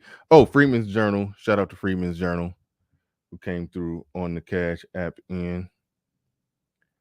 Do appreciate that. Do appreciate it. All right. We back in it. No, good boxing talk. Y'all gonna make me fire up a sports channel. Don't make me. Oh boy, here we go. Deontay Wilder could beat heavyweight. Wasn't Roy Jones like significantly past his prime as a heavyweight? And seeing as he was a middleweight for most of his career, when he became a heavyweight, he just barely became a heavyweight, like right at the edge of the 200 pounds. So you're really trying to put him in the ring with that fight shouldn't even be a fight. Like, why would you even debate that one? You're talking about somebody who just barely a heavyweight at 200 pounds fighting somebody who's 6'7". Like, come on, man. Fighting somebody who's you're talking about a barely heavyweight fighting a super heavyweight. Like, no, that ain't. That's not saying much.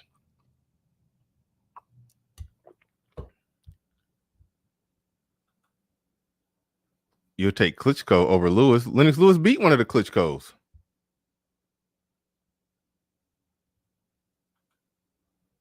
My aunt know Mike Tyson. He was a true Brooklyn brawler. Let me see what y'all got. What y'all on here?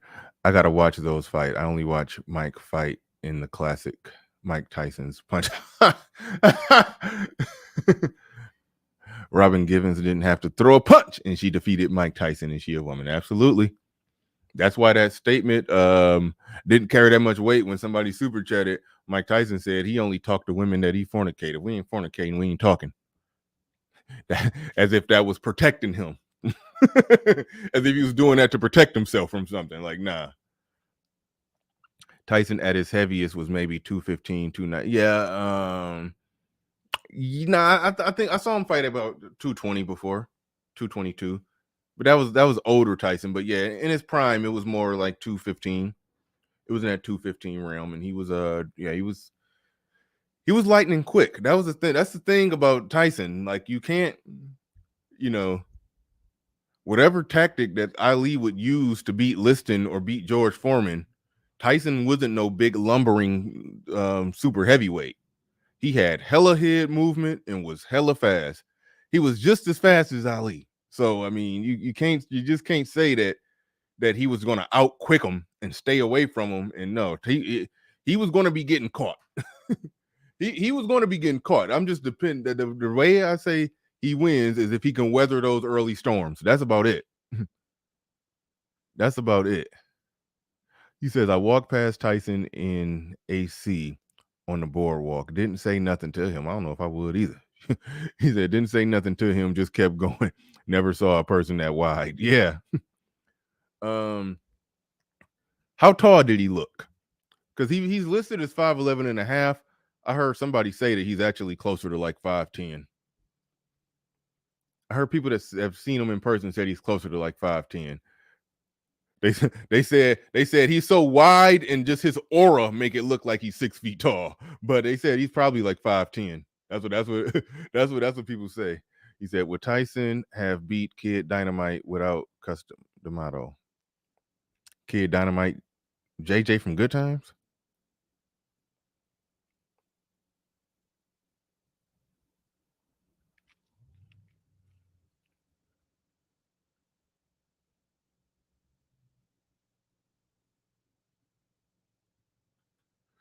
RM says, I know someone Mike tried to pull. I think he's talking about a woman that Mike tried to pull in the club once by grabbing her hand, and she said, haven't you been in enough trouble? And he laughed. Hey, I used that just grab him by the hand game before. It worked. RM is saying 5'9". Yeah, I've heard a lot of people say Mike Tyson is actually shorter than what he listed as.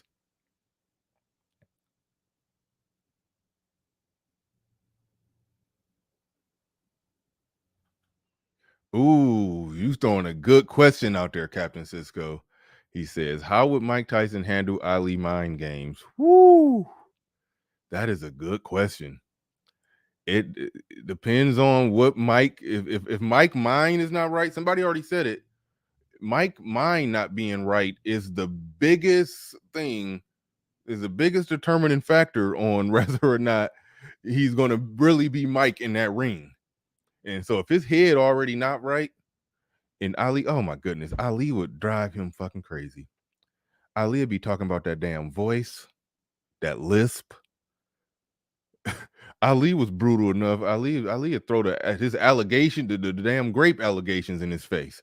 Ali would piss him. Oh man, that would either work against Ali or it'll work in favor of Ali. Because I'm thinking that would drive Tyson. It might drive him mad enough and angry enough to where you don't even want to get Mike that mad. But it may make him off of his game. And Mike Tyson even said that. You know, he basically was in so many words saying that, yeah, he looks like a mad, angry, wild man out there. But no, he said he's very disciplined in his fighting style. Like, he's real technically skilled. People look at him like he's just a brawler, but he was like, no, he's very technically skilled. He says so if he loses discipline, he's lost. You know, it's like a soldier losing his, not doing what he's been trained to do. It's like he's going to get killed out there on the battlefield if he's not doing what he's been trained to do. So yeah, you can shake him out of his discipline. Then if you do that successfully, then yes, you can stir him up. If you can get, so if Ali could get him off of his game plan to where he's just like an undisciplined soldier on the battlefield because he's mad and fighting angry and not doing what he's been taught, then yeah, then those head games would work.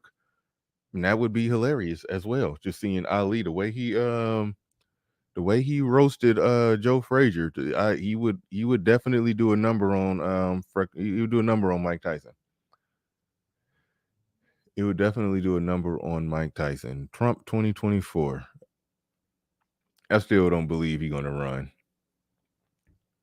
I don't believe he's gonna run.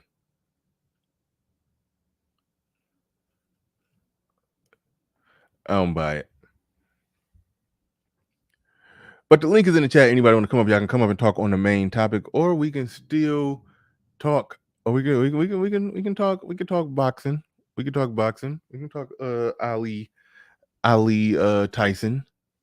We can talk Floyd Sugar Ray Leonard. Don't go that far back into the archives. I don't know. I don't know. Jack Jackson. I don't know.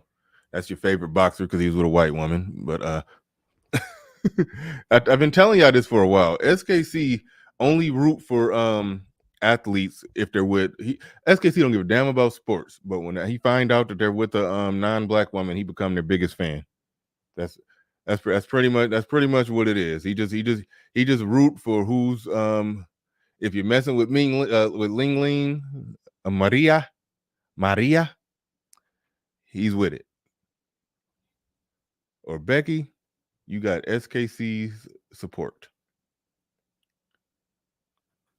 He says Mike Tyson would have killed Ali. I can't go there.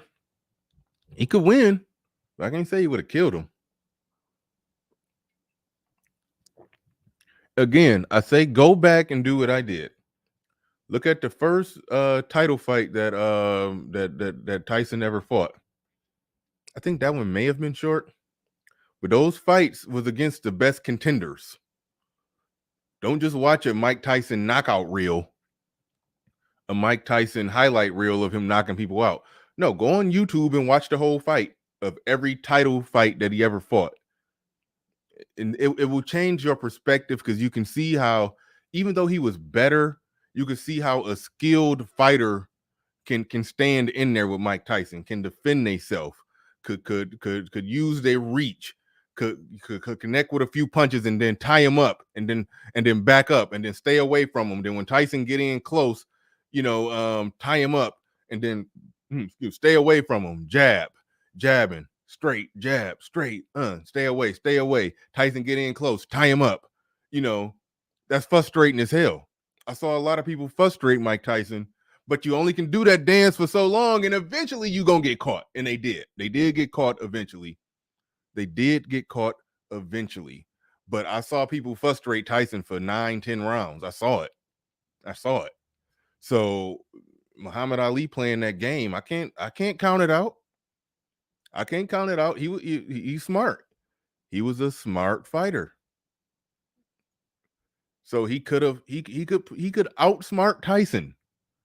And then in those later rounds, when Tyson is tired, go to work. We can't say that Ali wouldn't figure out a way to do that. So that's why I say that no, Tyson would probably, I wouldn't bet against Tyson. I think Tyson would win. I just can't sit here and say he would beat his ass. Like, no, he ain't gonna beat his ass. He'll win. He can win, but it ain't gonna, yeah. But somebody just said, Mike Awesome just said, points. If you're making the point that I think you're making, then yeah, Ali could probably figure out a way to win on points. He could probably figure out a way to win on points. JT Hailstorm in the building. Foreman was always going at rounds. That was his strength. What do you mean going at rounds? Foreman fought the dumbest fight ever against Ali. Like, he just fought so stupid and sloppy. It was like I actually go back and watch those old, like, when it comes to sports history, listen, I be on top of that. Because I don't just listen to what the commentators say. I just don't look at the records and look at the, all that shit is on YouTube. Everything. So if you really just want to just dork out and really just go in on sports, yeah, go ahead and type in 1985 NBA Finals and actually watch Magic and Bird in their prime going at it in the NBA Finals. Not highlights, the whole fight. The whole game. And just watch a whole game. So that's why when people say, "Oh, you weren't around back then. You ain't never seen Sugar Ray fight." Bullshit. I watched from beginning to end both of his fights against Tommy Hearns, both of his fights against Roberto Duran, his fight against Marvin Hagler, his fight against Floyd Mayweather Sr. And I forgot who else. I've seen at least 10 Sugar Ray Leonard fights from beginning to end. I've seen over 30 Floyd Mayweather fights from beginning to end. So when I'm debating whether or not Floyd could beat Sugar Ray Leonard, you can't say, "Oh, you weren't around back then, young, and you ain't see Sugar Ray Leonard." Yes, I did. Saw him right here on my phone from beginning to end.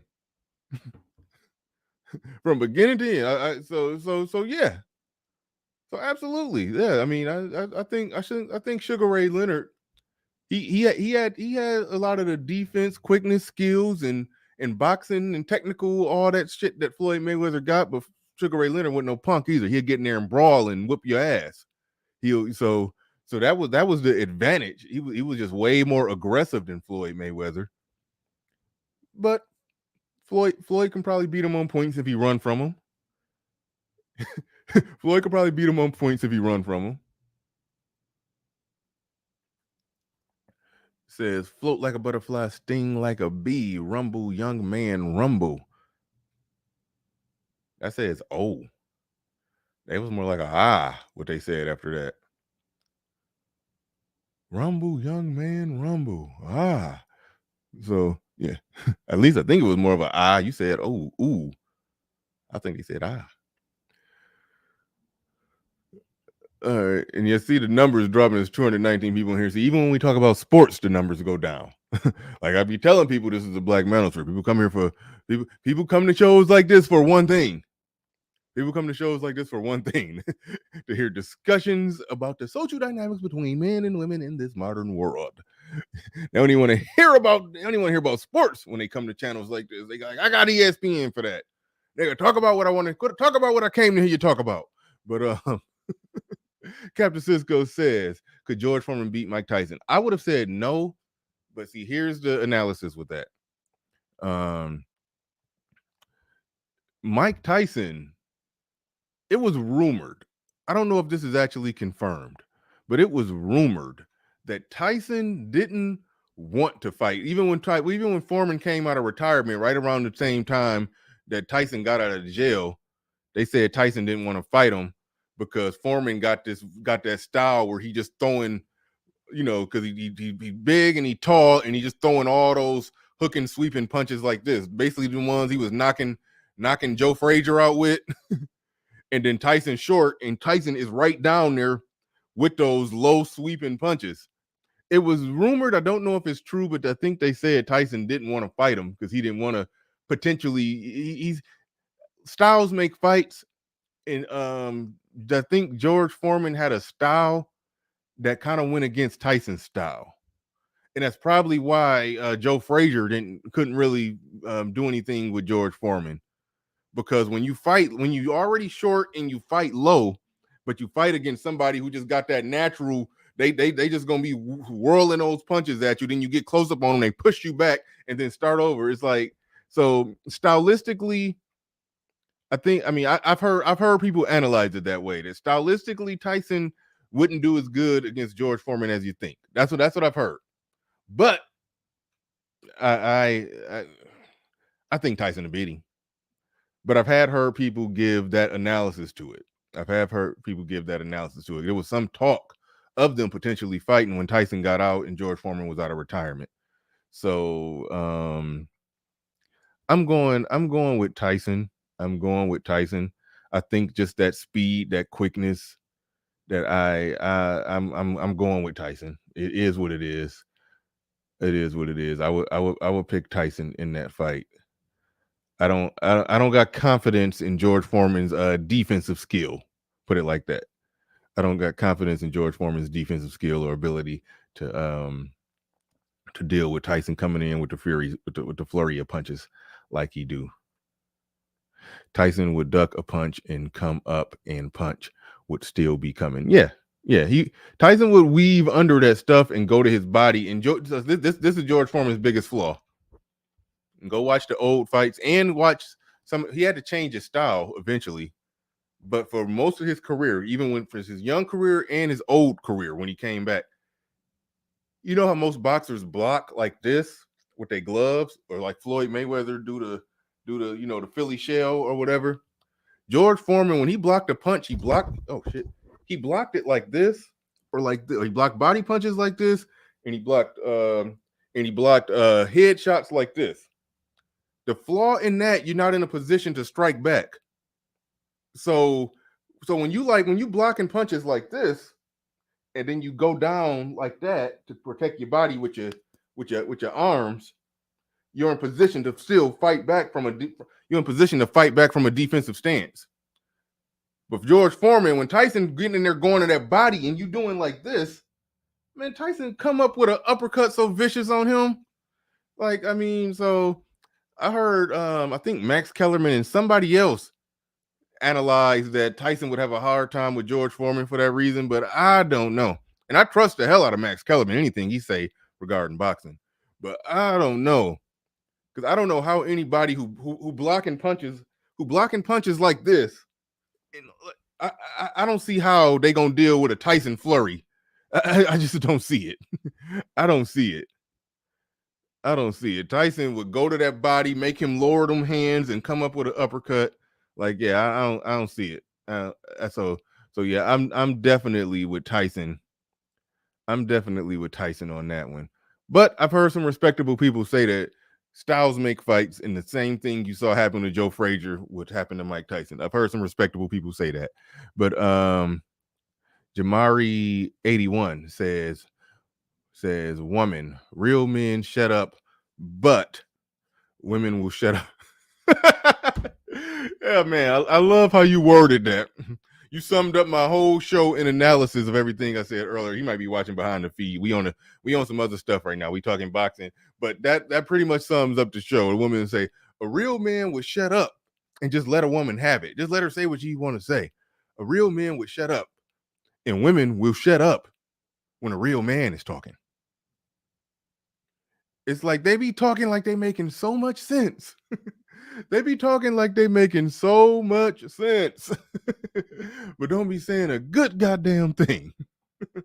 I mean, don't be saying a good goddamn thing. Not a damn thing. But yeah, right on with that. Right on with that. Thank you for that super chat. Do appreciate that. I think we 25 out of 16.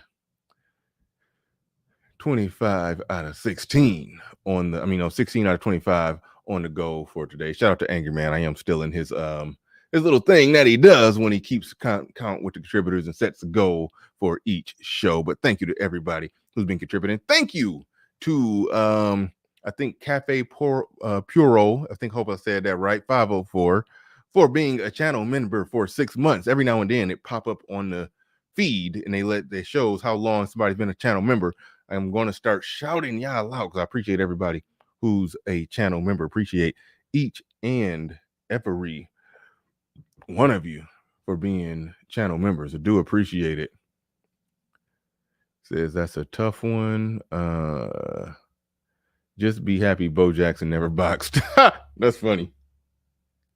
That's legit funny.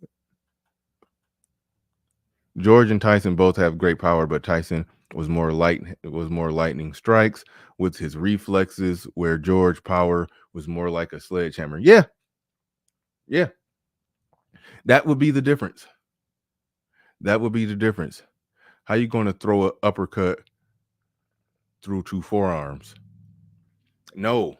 If he's blocking up top like this, you go to his body and then he goes to protect his body like this. You throw a body blow and he try to do this to protect his body. He's leaned over and everything is exposed. That's pretty much why you see Tyson. Just watch highlight. Hell, just type in Mike Tyson hook to the body uppercut. You're gonna find a plethora of videos of him going boom and then sliding over and ripping up with an uppercut. That's all you're gonna see. Hook to the body uppercut, and he could do it with either the left. He can knock you out with either the left or right hand. That's another thing. Some people don't got knockout power in both hands. Tyson could knock you out with a left hook to the body and then left uppercut, or right hook to the body, right uppercut. So no matter where he at in the ring, his go-to move, it's got knockout power on it. So that's he go to that body against somebody who's slow. He go to that body and then make them lean down and rip up with an uppercut. Yeah, that's plenty of people got put on their ass for that, and I don't think George Foreman would be an exception. Foreman's best body defense is hiking his shoulders up over his navel. Huh? Hiking. I just assumed you said shoulders. You said shorts. See, that's why I'll be half-ass looking. Okay. Foreman's best body defense is hiking his shorts up over his navel. You ain't never lied right there. Old Foreman was breaking the rules. His damn shorts was damn near up to his nipples. That shit was his trunks would be all the way up here and shit. Like how the ref letting him get away with that shit? Because that big ass, all the belt, the band, the material around the waistband of all that was protecting his body. All that was protecting his body.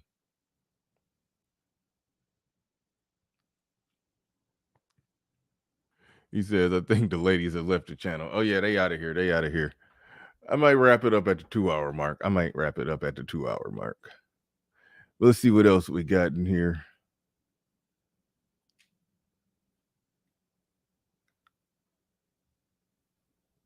Nah.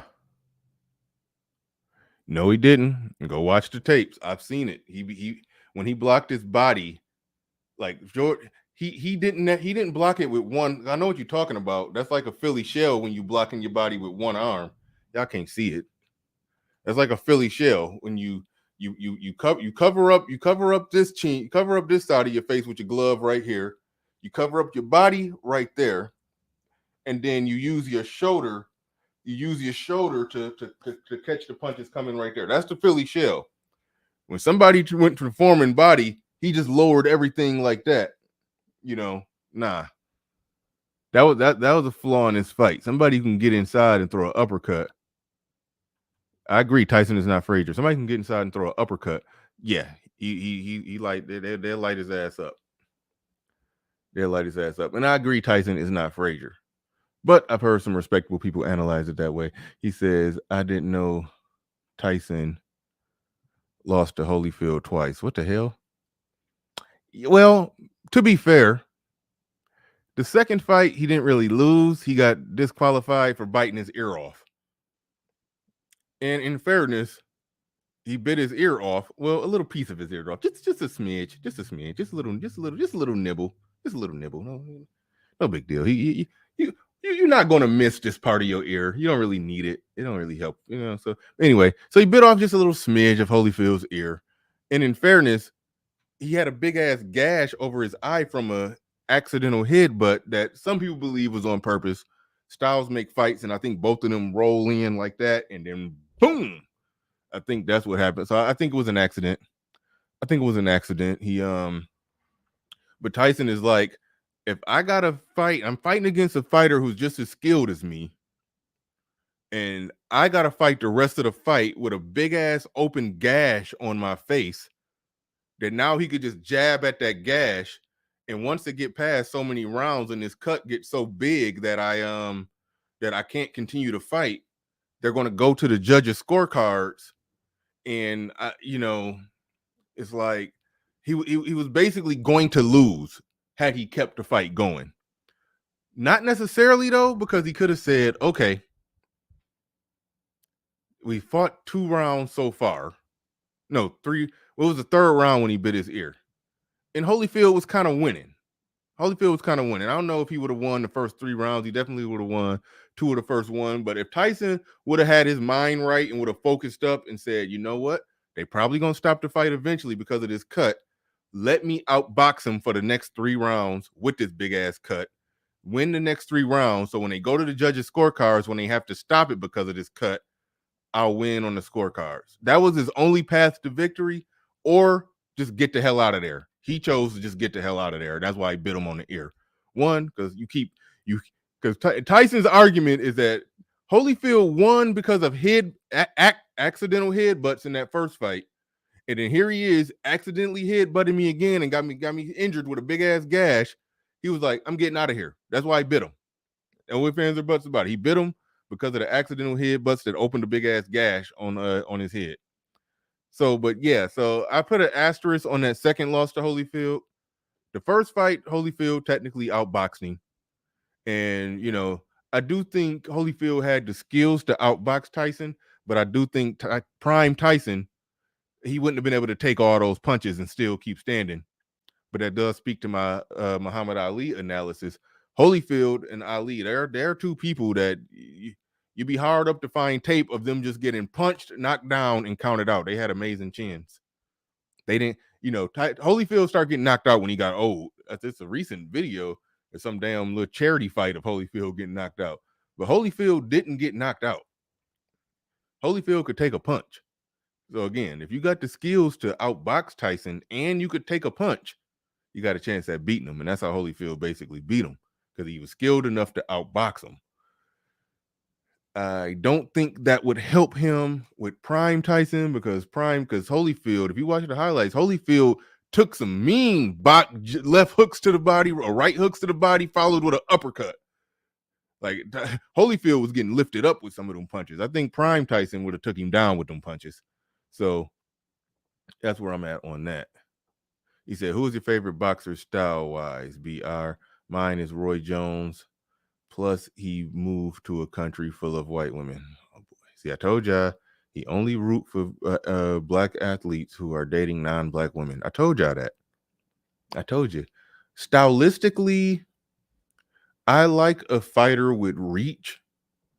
Like, I like to watch Mike Tyson's brawling style, but I would never fight like that, because you coming in, it's like you gotta be willing to take damage to fight that kind of style. Even though Tyson was so good at dodging and rolling under those punches, if you got to get in that close, that to me, that's not smart fighting. But if you're good, you're good. So my favorite my favorite boxer style wise.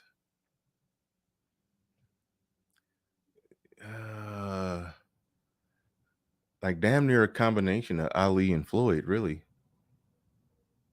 Like Ali from like 64 to 67, right around that time. Yeah.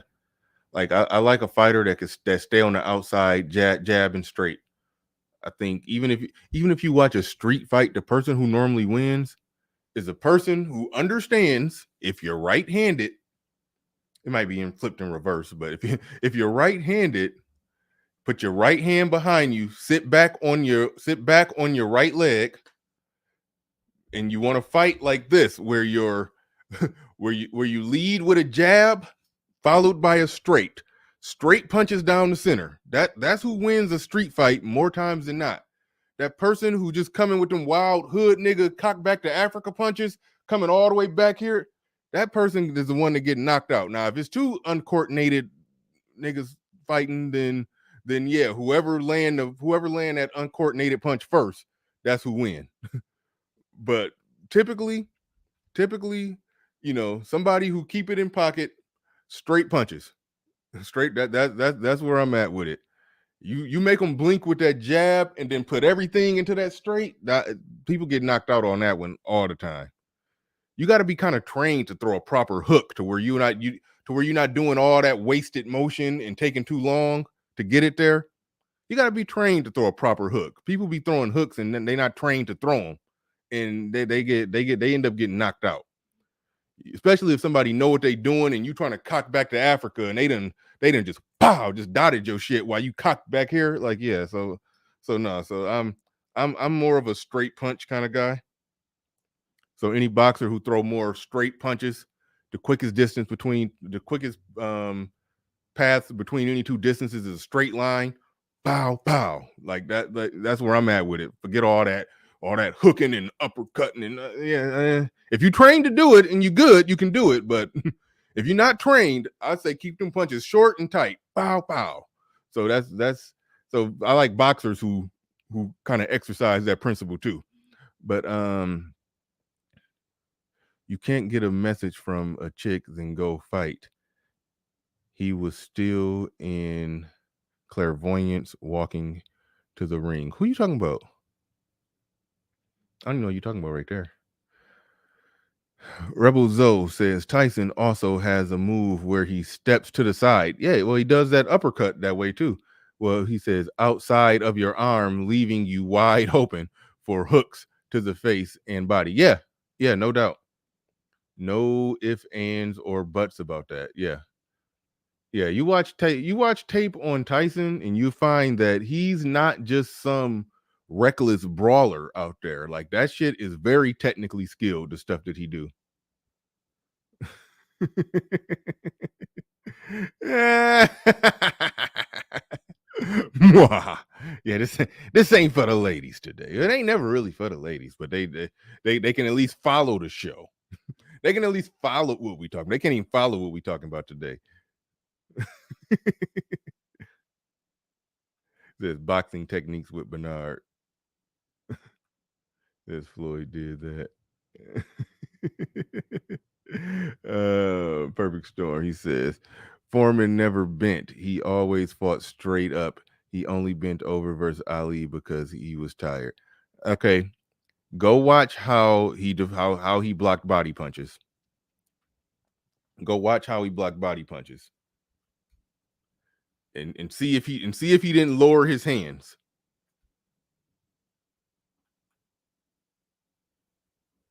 And either way it go, Tyson will make you lower your hands. He says Holyfield was headbutting. Yeah, he was. Tyson never beat Evander and never beat Lewis professionally. No shit. I mean, I don't give Tyson as much of an excuse against Holyfield.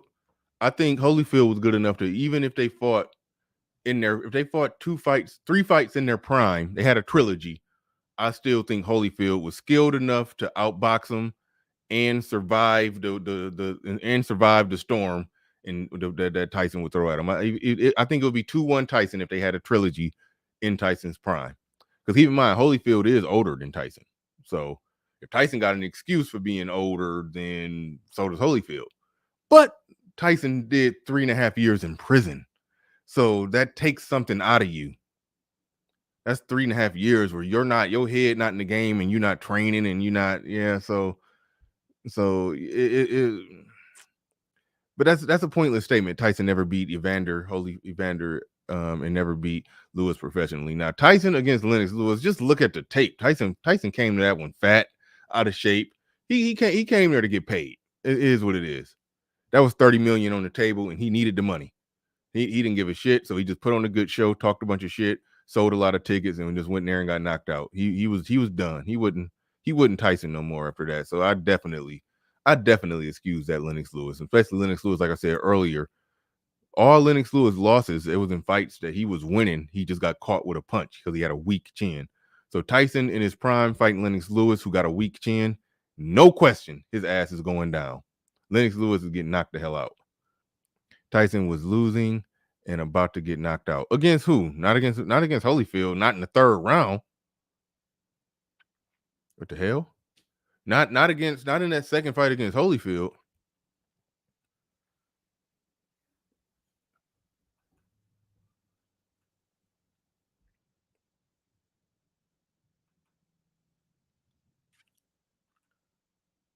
Blood running in his eye as well. Yeah.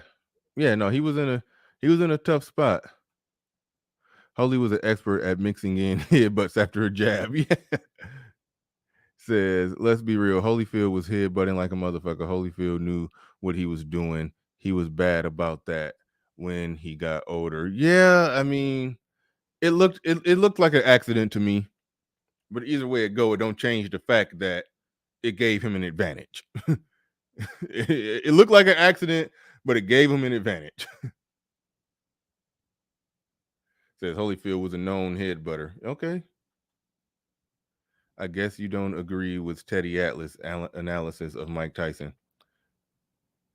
No, I strongly disagree with that. I normally agree with everything Teddy Atlas say. Him and Max Kellerman, they like the oracles of boxing. When they speak, I listen. But Teddy Atlas would sound like he was just hating on Tyson. He said Tyson was 0-6. Basically said every time he got challenged, he lost. That's bullshit. There's plenty of people who stood up to Tyson. They got knocked down. There's plenty of fights where Tyson had a little adversity, where the person was getting the better of him, and Tyson just figured out a way to just catch him with one punch. There's a lot of fights like that. You can give every great fighter a losing record if you do it that way. What Ali got? 5 losses on his record. So what fights are you going to give him a win for? You know, you're gonna you're gonna give him a win for what? George Foreman, his 2 fights against Frazier, his first fight against Liston, maybe second fight against Ken. I mean, so it's like I think you're referring to where he said Tyson's actual record is 0-6 because he lost 6 fights. Every time he was challenged, therefore that was representative or reflective of who he really was when he was challenged. That's a bullshit argument. You can give damn near everybody either they lost, either they get a loss or they get a win if they have some heroic unlikely victory. Like no, that's Teddy Atlas hating. I'm sorry. Sir Tyson in the building says, I'm just saying, says, good show, BR, salute. Sir Tyson in the building says, Bernie, Holyfield and Tyson sparred regularly 83 to 84 before the Olympics. Mark Berlin and Steve McCory have reported Holyfield getting the better of those sessions. I believe it. Like I said, Holyfield had the stylistically and skill-wise, he could outbox Mike Tyson. No ifs, ands, or buts about that. It's all a matter of whether you could stand in there in an actual fight without the headgear on and take those punches from Tyson in his prime and keep standing. That was it.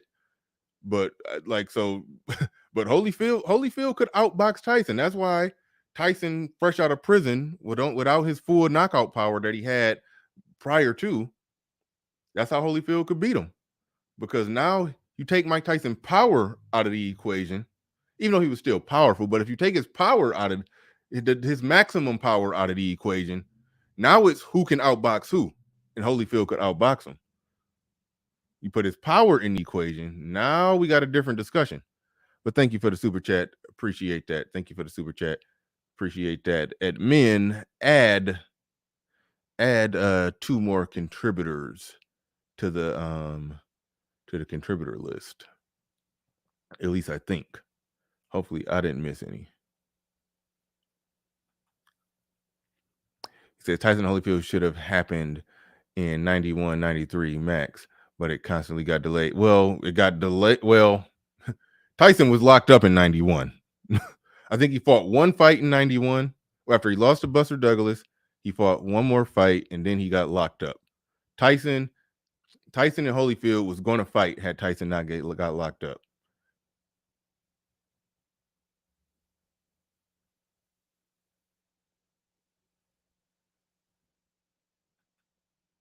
I'm gonna get BR to stop saying rather or not one of these days. I don't know. What is it? What's wrong with rather or not? I'm supposed to say whether or not. Actually, I Googled that before whether or not you're supposed to say. Damn it! I Googled that whether or not you're supposed to say whether or not or whether or not.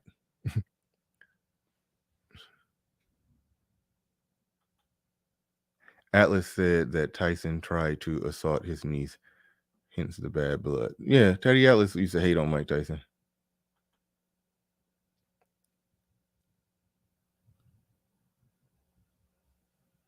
He should have never fought Holmes and Burbick.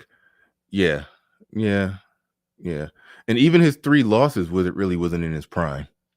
All of those was technically past his prime. His prime got took just like Tyson's. His prime got took by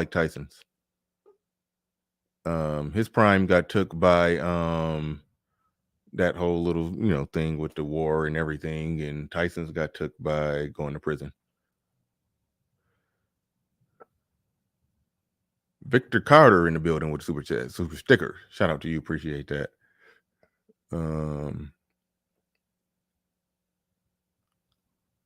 Shout out to who else we got in here. Older boxers do not lose their prime; they lose their speed.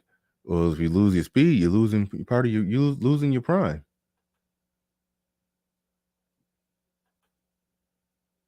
What is Tyson's reach? No. It's that you can Google that. It's 71. He got real short arms.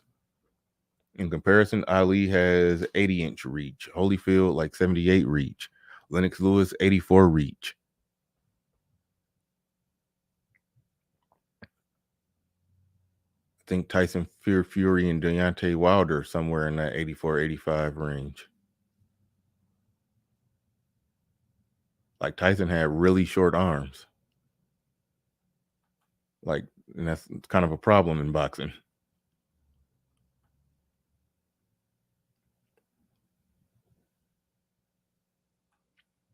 Said Holyfield may have been on that juice. I don't know about that. I don't know about that. I wouldn't go that far. I would not go that far. Holyfield was an amazing fighter, though. He was. He could outbox Tyson. No ifs, ands, or but about that. The Bernard Riley, never argue with women, sounds like Mr. Let Go. Actually, if you go, I don't know if you was watching in the beginning. You go back to the beginning, I broke the shit down. I broke down what I really meant by that. I mean, what my point is saying that, but yeah, did Mr. Let Go say never argue with women? He argued with women on his show all the damn time. I don't think he said that. It's a bit of double talk in their children. They're children. Women are like children. It's a bit of double talk. It's a bit of double talk in that. don't argue. My brain is shut off on that. I don't even want to. Y'all keep bringing him up. It's funny. We keep bringing up him. My discussion with him and Obi Allen. We keep bringing that up. People trying to bring us back to the topic. I actually agree. Arguing with women is like pissing in the wind. You just tell them how it's going down, and they got a choice to stick around. Absolutely. 100%. Absolutely 100%. Captain Cisco in the building says, Bernard Riley, do you watch UFC? Nah. I mean, yes and no. I watch it on YouTube. I watch YouTube highlights of UFC.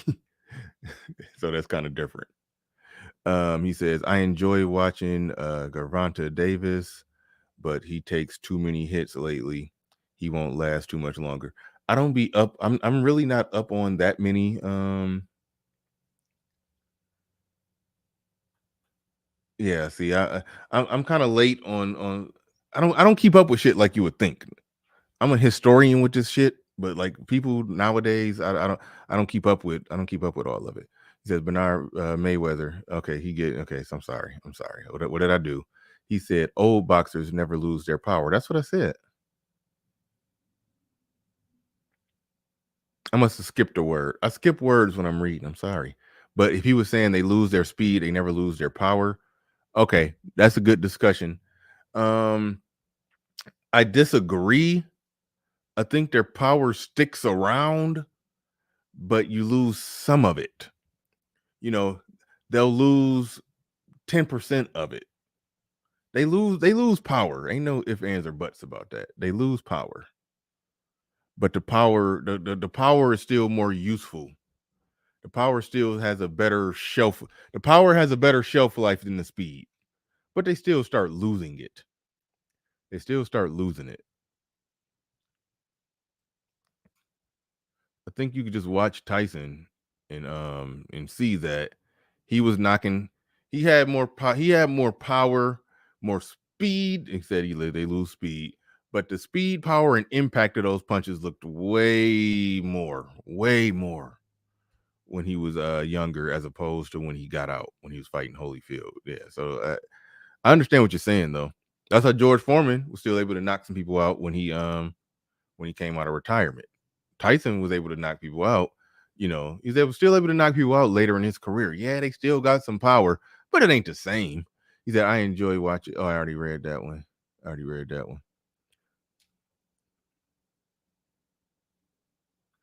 I agree. Way too many belts in boxing. It's hard to keep up with. That's why I barely keep up with what's going on right now. But all right. I said we was doing 2 hours today. We about to wrap this on up and get out of here. I'd like to thank everybody. We didn't quite hit the goal, but that's okay. The show went on a definite detour.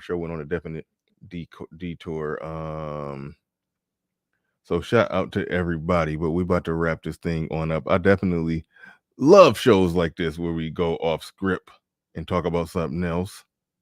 I do enjoy it. Shout out to Freeman's Journal who came through on the Cash App, and shout out to everybody who contributed today. I do appreciate each and every one of you. Shout out to Ariam posting her channels right there.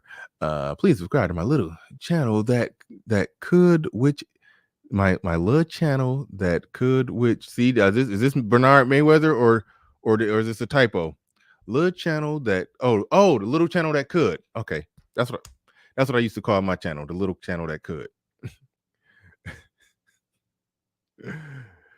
Please subscribe to my little channel that could. You need a comma right there. Please subscribe to my little channel that could, which is all about 1950s housewifery. I love that name, love that term, housewifery. In retro sensibilities. Yeah, check out RM. Yeah, definitely check out RM in the little YouTube channel that could over there. We appreciate RM, all the work she does behind the scenes for a lot of different people. Theo Waff in the building says, here is my last 2 times 6.